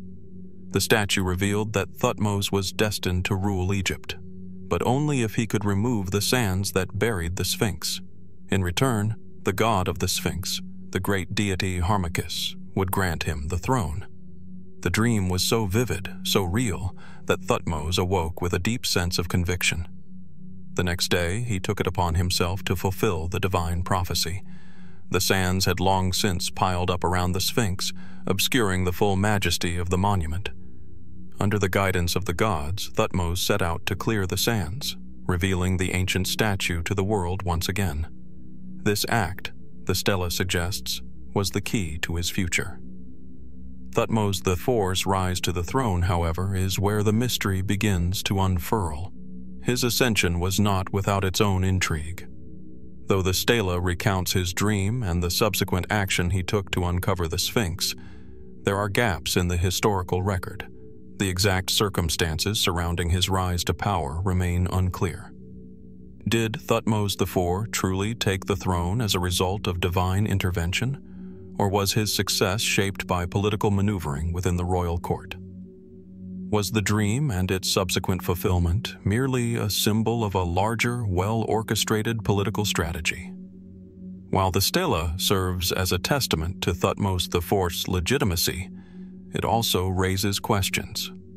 The dream, the prophecy, and the promise of divine favor paint a picture of Egypt's rulers as not only political leaders, but as individuals chosen by the gods themselves.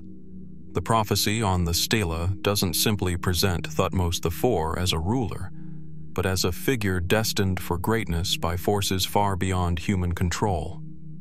And yet, there is a deeper question to consider.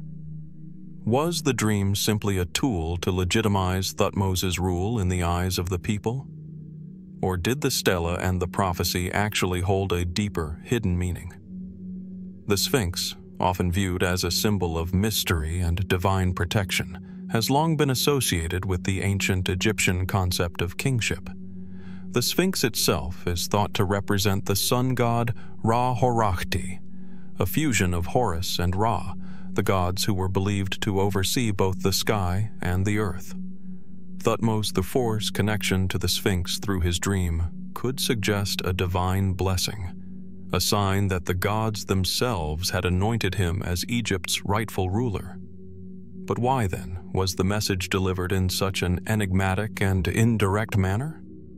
Why the need for a prophecy, a dream, and a challenge to uncover the Sphinx from its sandy tomb? Some theories posit that the dream was a symbolic representation of a larger political context. Egypt at the time was not without its internal strife. The transition of power between kings was often fraught with uncertainty, and any hint of divine favor could serve as a powerful tool to assert authority. Could Thutmose IV's dream have been part of a larger propaganda campaign meant to solidify his claim to the throne? Perhaps his unexpected rise was not solely due to divine intervention, but to careful political maneuvering within the royal court. Yet, another theory suggests a more mystical explanation. The dream, according to some, was not just an omen, but a divine summons, drawing the prince's attention to the hidden forces of Egypt itself. The Sphinx, buried in the sand, represented the ancient, forgotten power of Egypt, an energy that had been lost with time. By uncovering it, Thutmose IV would not only reveal the statue, but awaken the forces that had once shaped Egypt's greatness. Was this prophetic dream meant to signal a new era for Egypt? A time when the land would be ruled not by mere mortals, but by those chosen by the gods themselves? Interestingly, the Sphinx has long been a source of intrigue and mystery for historians and archaeologists. Its origins are still debated, with some suggesting it may have been built long before the reign of Pharaoh Khafre, under whom it is traditionally said to have been constructed. Could Thutmose IV's dream be tied to something far older, a hidden knowledge from a forgotten time?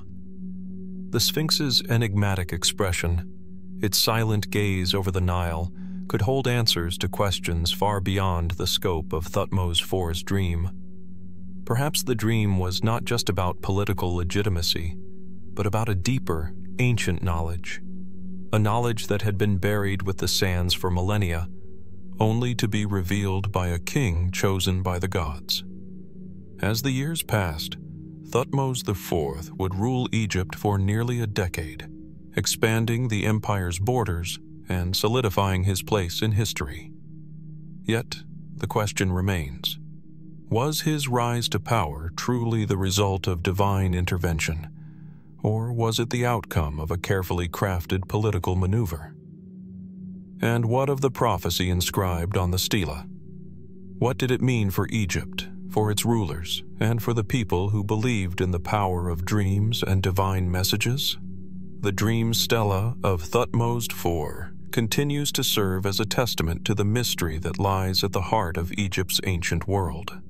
While the prophecy itself may seem like a simple story of a young prince's rise to power, its true meaning may be far more complex, an enigma that, like the sands of the desert, has yet to be fully uncovered.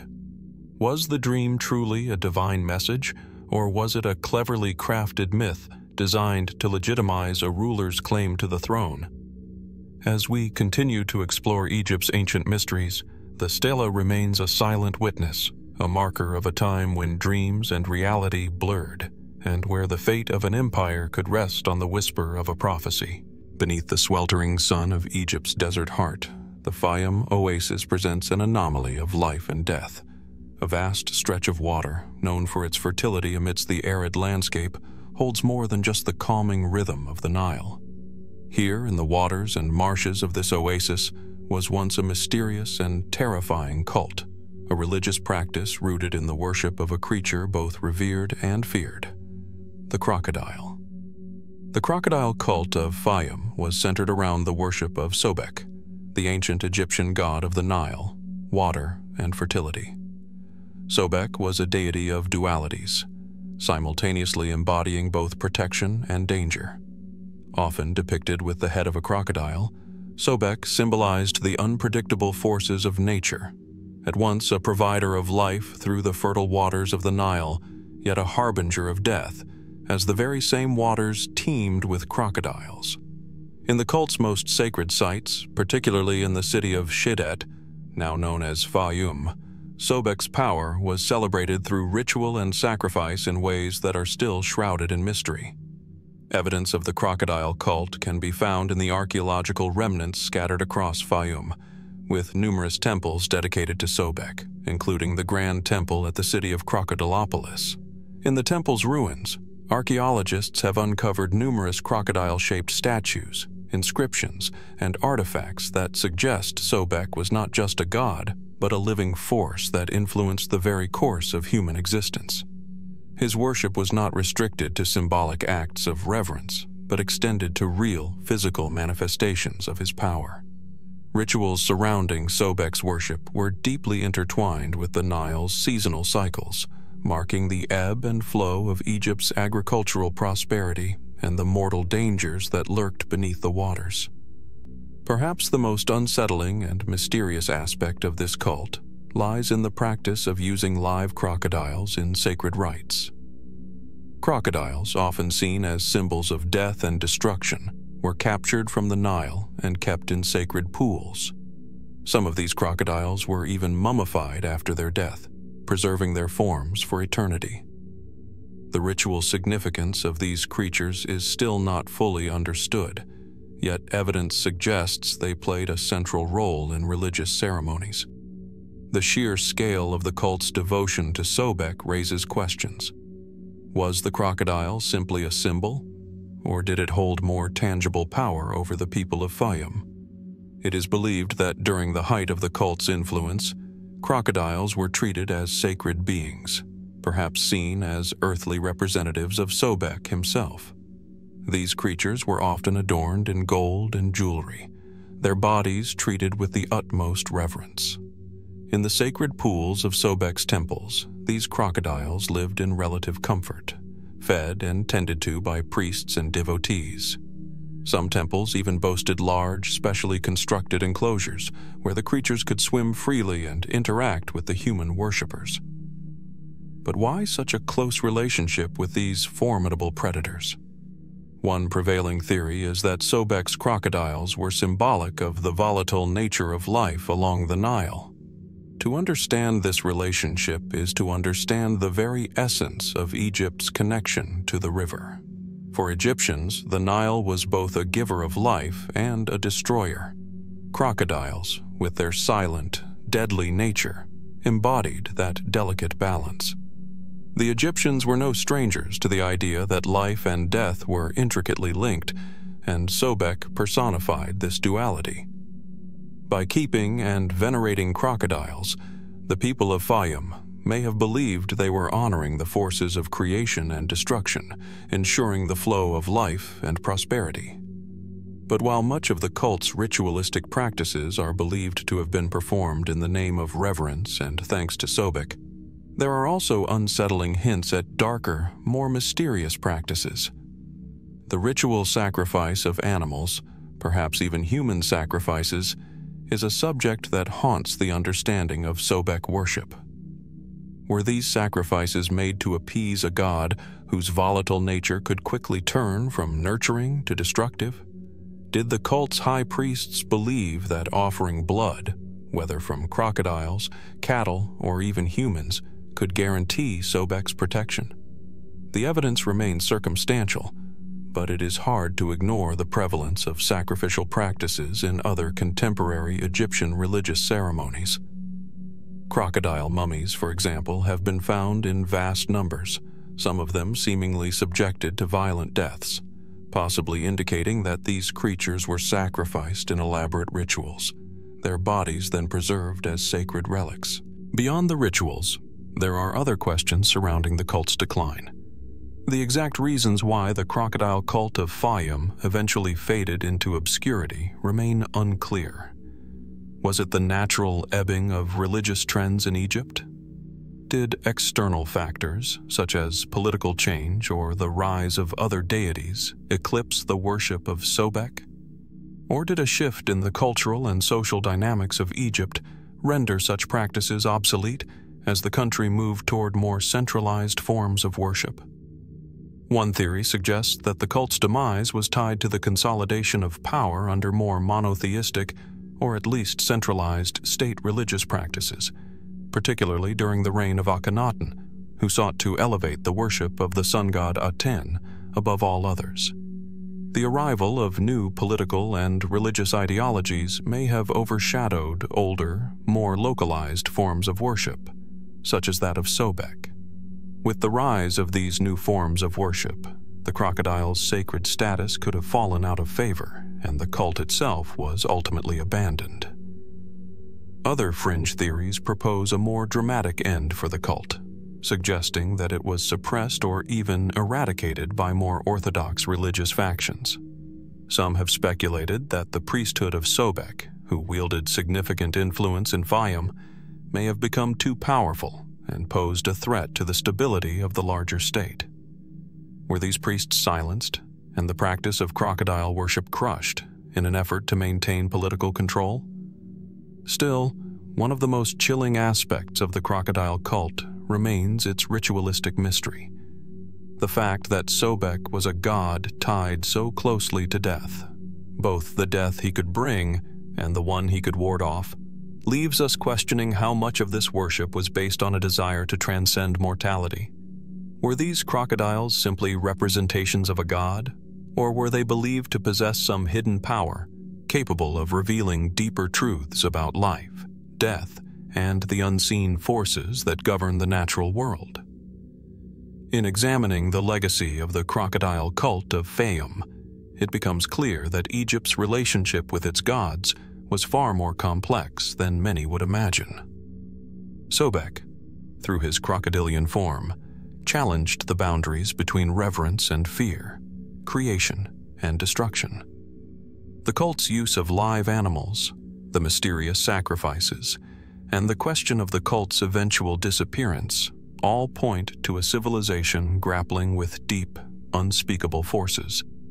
The truth behind the rituals of Sobek's followers may remain hidden, like the crocodile beneath the river's surface, always just out of reach, but ever present. And perhaps in that silence lies the greatest mystery of all. In the quiet hills of the Theban necropolis, where the ancient desert wind carries with it the echoes of Egypt's past, lies a site that has long fascinated archaeologists and historians alike. Deir el-Medina, once a thriving village nestled along the Nile, was home to a group of workers whose legacy is entwined with the greatest of Egypt's royal tombs. These were the artisans, laborers, and craftsmen responsible for carving the tombs of pharaohs and nobility, carving their masterpieces into the cliffs of the Valley of the Kings. Their hands shaped the burial places of Egypt's elite, their tools leaving behind a record of meticulous artistry. Yet there is another darker layer to the story of these tomb builders, one that has lingered in the air like an ancient curse, still shrouded in mystery: the belief that these workers were cursed. Deir el-Medina, located between the tombs of the kings and the sacred temples of ancient Thebes, was a self-contained village. The artisans who lived there were not just ordinary laborers. They were highly skilled craftsmen entrusted with the task of constructing the tombs for Egypt's royal elite.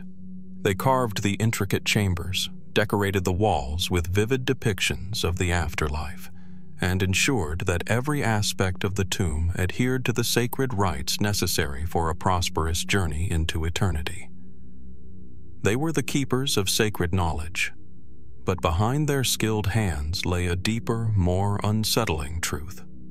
The curse of Deir el-Medina is not a single, isolated event, but rather a series of ominous, unexplained deaths, strange occurrences, and mysterious disappearances that have followed the tomb builders throughout history. But what exactly was the nature of this curse? And why did it afflict those who spent their lives carving the tombs of the gods? The first hint of a curse appeared in the tombs themselves.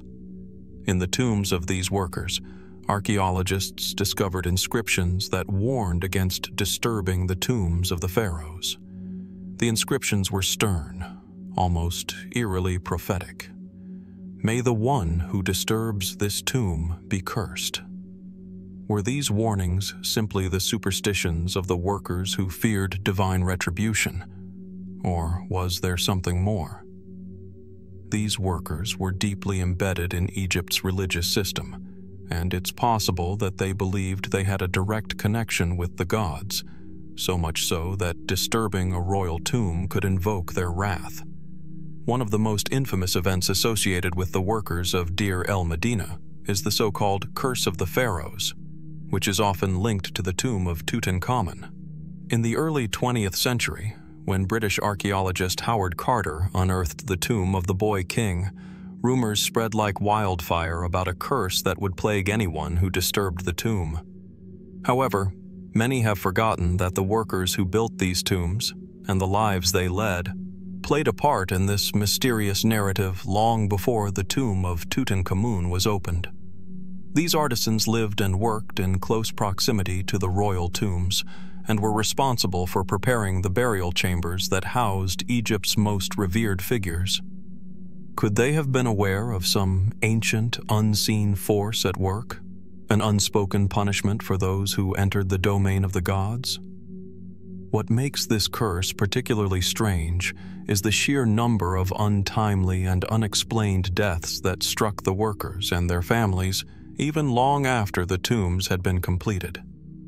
Records from ancient Egypt suggest that many of the workers, after completing their work on the royal tombs, met early deaths. Some died of strange illnesses, others under suspicious circumstances. It's been suggested that they were victims of an early form of workplace stress, working long hours under extreme conditions, surrounded by the looming presence of death. But could these deaths have been the result of a deeper, more malevolent force? Historians have long wondered whether the workers at Deir el-Medina were aware of some terrible fate that awaited them. The ancient Egyptians had a deep belief in the afterlife, and their tombs were not simply places of burial, but sanctified spaces where the living and the dead could intersect. The workers' sacred duty was to preserve the eternal resting places of the pharaohs, but in doing so, they also walked the fine line between the living and the dead. Were the workers of Deir el-Medina being punished for their role in creating these tombs? Or had they inadvertently become part of a much larger, darker story? One possible explanation for the curse of Deir el-Medina lies in the workers' own beliefs about the afterlife.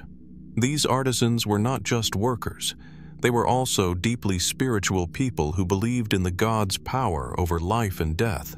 In fact, many of the workers had personal knowledge of the tomb's secrets, and the fine line between the living and the dead might have created an underlying fear among them that they were being watched by unseen forces.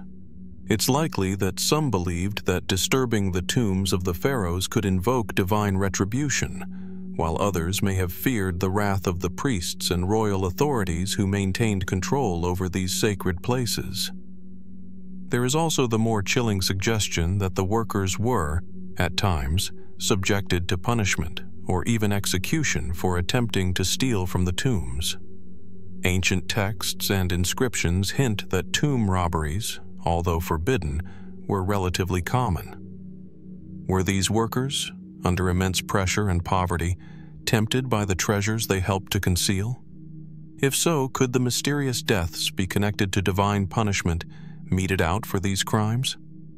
Some modern historians have speculated that the so-called curse might be rooted in the idea of divine retribution against those who disrespected the sacred tombs, including those who may have sought to defy the gods by robbing the graves. The mystery of the workers' curse does not end with their deaths. It extends to the living as well. Generations of archaeologists and explorers who have worked at Deir el-Medina have claimed to experience strange phenomena, odd occurrences that seem to echo the curses warned of in the ancient texts. Stories abound of workers who suddenly disappeared, strange illnesses affecting those who came into contact with the site, and inexplicable accidents on digs. It's as though the tomb builder's legacy persists, a shadow cast over the valley even in modern times. Whether the curse is real or merely a product of superstition remains a mystery. Was it divine retribution? A tale of self-fulfilling prophecy, where belief in a curse led to real-world consequences? Or was it simply the unfortunate reality of working in such close proximity to death, a job that involved constructing tombs for kings and queens who had passed into the next world? Perhaps, like the tombs of Egypt, the true meaning of the workers' fate will never be fully understood. But one thing is certain: the workers of Deir el-Medina, with their talent and their secrets, remain an integral part of Egypt's spiritual and historical legacy. Whether cursed or simply fated to live in the shadow of their monumental creations, their story is one of complexity and intrigue, one that leaves us with more questions than answers. And in that mystery lies the lasting enigma of the ancient world. Beneath the sun-drenched cliffs of Egypt, where time seems to have stood still for millennia, the tombs of the ancient pharaohs and their nobility tell a tale of eternity, of an afterlife filled with gods, rituals, and immortality. Yet within the intricately carved walls and lavish burial chambers of these tombs, there exists a mystery that has puzzled archaeologists and historians for centuries: the hidden names of the dead. In the quiet shadows of the Valley of the Kings and other sacred burial sites, some tombs seem to hold more than just the remains of Egypt's elite. Among the elaborate depictions of gods, animals, and scenes from the afterlife, there are blank spaces, faded inscriptions, and in some cases, deliberate omissions of names, those of individuals who were once honored with royal burials, but whose identities have seemingly vanished from history. The question lingers in the air like an unsolved riddle. Why were some names erased, hidden, or left unrecorded in the first place? At first glance, the idea of forgotten names within the tombs may seem like a small detail, an oversight in the grand scheme of the tomb's design. But in ancient Egypt, names were more than mere labels. They were symbols of power, identity, and connection to the divine. The Egyptians believed that the name of a person carried with it their essence, a vital force that could continue to exist in the afterlife. To speak a person's name, to write it, was to summon their spirit, to acknowledge their place in the eternal world. But what happens when those names are erased or hidden? Was it simply an oversight, or is there a deeper, more mysterious reason behind these omissions? The secrecy surrounding these forgotten names suggests a story that has yet to be fully understood. A story perhaps of disgrace, divine disfavor, or an attempt to erase someone from history altogether. One of the most famous examples of this phenomenon is the case of the tomb of the mysterious pharaoh Akhenaten. Known for his radical religious reforms, most notably his attempts to shift Egypt's polytheistic system to the worship of a single god, Aten, the sun disk, Akhenaten's reign remains one of the most enigmatic in Egyptian history. After his death, his successor, King Tutankhamun, made efforts to reverse Akhenaten's religious changes. But what is perhaps most striking is the attempt to erase Akhenaten's very name from history. Monuments bearing his name were dismantled, his likeness defaced, and his temples abandoned. His successor's subsequent restoration of the old gods may have been a deliberate attempt to sever Egypt from the memory of Akhenaten's reign, and many believe that the erasure of his name from tombs was an act of both political and spiritual revenge. But Akhenaten is not the only example of name erasure in Egypt's ancient tombs. In fact, similar acts of name removal can be found throughout Egyptian history, especially during periods of dynastic upheaval or the reign of unpopular rulers. The tombs of such rulers and high-ranking individuals sometimes show signs of deliberate alterations, with the names of those once honored either scratched out or entirely replaced. This phenomenon raises a number of questions. Why would an entire name, which was so integral to a person's identity, be erased? And who would have had the power to do so? Was it the work of political rivals, religious authorities, or perhaps the ruling pharaohs themselves? Perhaps the most curious of these erased names are those found within the tombs of lesser-known individuals, buried in obscure burial sites throughout Egypt. One example lies in the tomb of a nobleman from the reign of Ramesses II, located in the Valley of the Queens. The tomb is richly adorned with inscriptions detailing the nobleman's life and his connection to the gods, yet the name of his wife is conspicuously absent.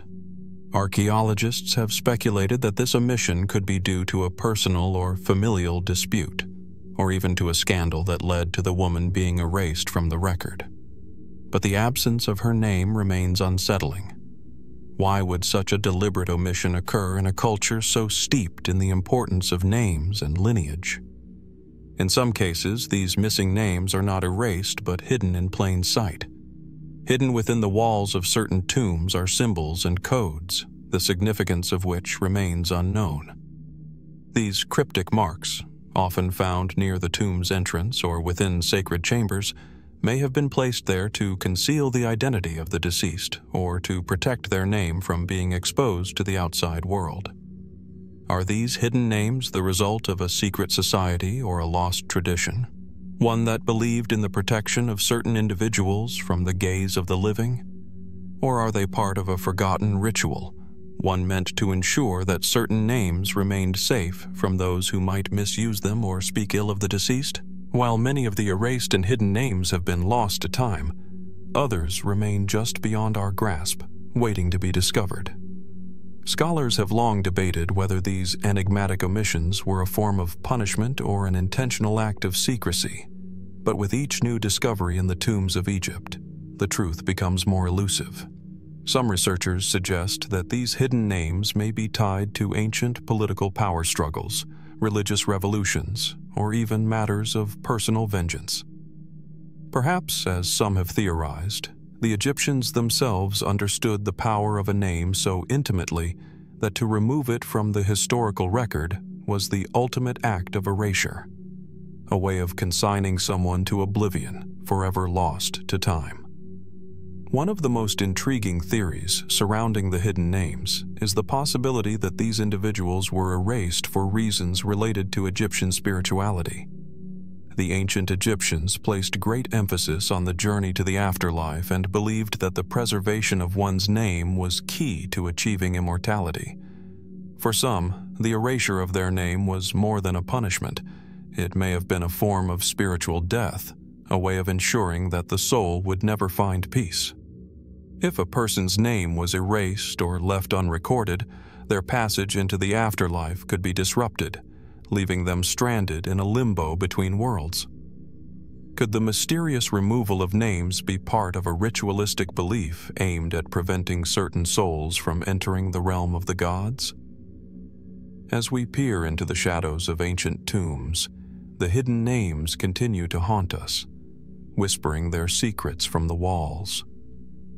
With each new excavation, we inch closer to unraveling the mysteries of these forgotten identities, but the answers remain just out of reach. Why were these names erased?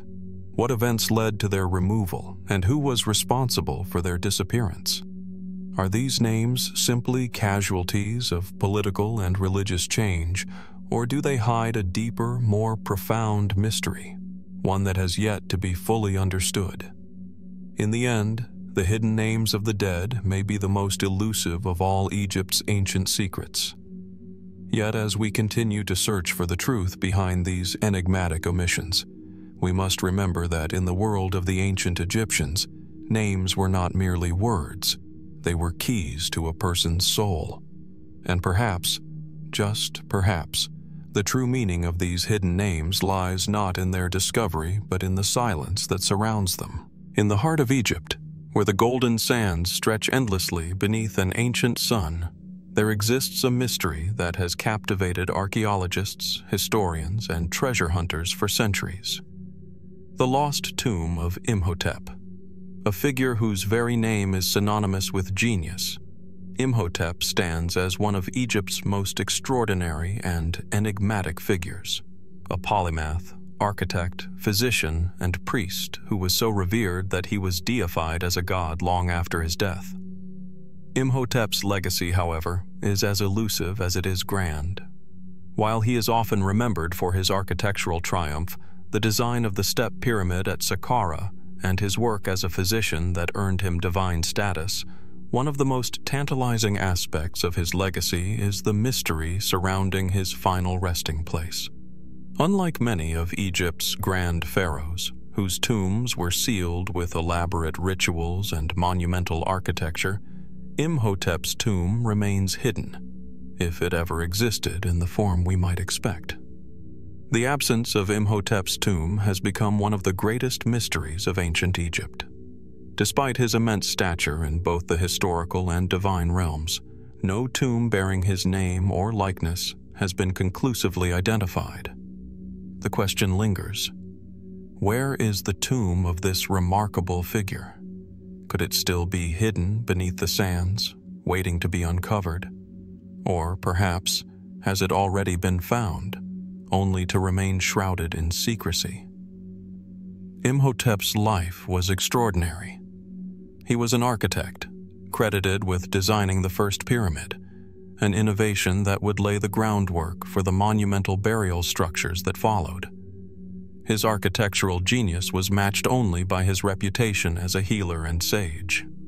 It is no surprise, then, that Imhotep was eventually elevated to divine status after his death, venerated as the god of medicine and healing.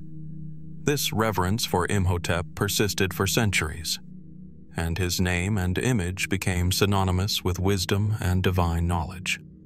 But despite his extraordinary contributions to Egyptian society, Imhotep's tomb has never been definitively located. Many Egyptologists believe that his tomb could be somewhere in the vicinity of Saqqara, near the very pyramid that he designed. The Step Pyramid, still one of the most awe-inspiring structures in Egypt, stands as a testament to Imhotep's genius. Yet no direct link has ever been found to his burial, nor have any inscriptions or monuments in the area been definitively linked to him. This absence only deepens the mystery surrounding his final resting place. Some scholars have proposed that Imhotep may not have been buried at all in the conventional sense. One theory suggests that due to his exceptional reputation, his tomb could have been constructed in a unique way, with rituals so powerful that they concealed his final resting place for eternity. In a culture so deeply intertwined with the afterlife, the idea that a figure of Imhotep's importance could have been buried in a secret, undisclosed location is not out of the question. Could his tomb have been hidden deliberately, perhaps by later pharaohs or priests who feared the power of his legacy? Adding another layer of intrigue is the fact that Imhotep's influence was so profound that some believe his tomb may have been destroyed or looted during the tumultuous periods of Egyptian history. In the centuries after his death, Egypt underwent numerous invasions, including those by the Persians, Greeks, and Romans. During these periods, many tombs were desecrated or repurposed. If Imhotep's tomb was located somewhere in Saqqara or Memphis, it could have been one of the many to fall victim to such invasions, its exact location lost to history. Other theories suggest that the tomb may have been deliberately obscured, its location kept secret due to religious or political reasons. Imhotep's tomb, it is argued, could have been a site of immense spiritual significance, so powerful that it needed to be kept hidden from all but a select few. Was the tomb sealed off to prevent would-be intruders from disturbing the sanctity of his burial? Or, in a culture that so deeply valued the power of the pharaoh's divine authority, was his tomb concealed to protect it from the envy or wrath of subsequent rulers? A more speculative theory holds that Imhotep's tomb may have been located beneath the very step pyramid he designed. This theory proposes that the pyramid itself may have served as both a tomb and a monument, a symbol of both his genius and his deification. Perhaps the hidden chambers of the pyramid, long thought to be empty or undiscovered, conceal the tomb of this remarkable man. Could Imhotep have been interred within the pyramid, but his burial place was never found due to the sheer complexity and vastness of the structure? Indeed, the idea that Imhotep's tomb could be hidden within the pyramid itself is supported by the discovery of other tombs that seem to lie beneath or within pyramid complexes. In the Valley of the Kings, for example, the tombs of pharaohs and officials have often been discovered beneath or adjacent to larger monuments. If the pyramid at Saqqara holds hidden chambers still undiscovered, could it be that Imhotep's final resting place lies within its depths, waiting to be unearthed by modern archaeologists? On the other hand, some researchers believe that Imhotep's tomb could be somewhere entirely unexpected, outside the traditional burial grounds of Saqqara, or even near the Nile, far from the grand monuments of the pharaohs. The idea that his tomb could be located in an obscure location, known only to a select few, fits with the enduring mystery of his life. Perhaps his tomb was hidden somewhere, not as a symbol of his genius, but as a reflection of his enigmatic and elusive legacy. Yet, for all the theories, the truth remains as elusive as the man himself. For centuries, explorers, archaeologists, and treasure hunters have scoured Egypt's ancient sites, hoping to uncover the tomb of Imhotep. But despite numerous excavations and advanced technological methods, no definitive evidence has surfaced to confirm the location of his final resting place. The absence of concrete answers only deepens the mystery, leaving us to wonder whether his tomb is truly lost, or whether it remains hidden, just out of reach, beneath the sands of time. Imhotep's legacy endures, and so does the mystery of his tomb. It is a riddle that may one day be solved, or perhaps it will remain as one of Egypt's greatest unsolved mysteries, a symbol of the enduring intrigue that surrounds the ancient world. As we continue to explore the ruins of Egypt, the question remains: is Imhotep's tomb still out there, waiting to be discovered? Or is it destined to remain one of history's most elusive secrets? The answers lie somewhere beneath the dust and stones of Egypt, waiting for the right moment to reveal themselves.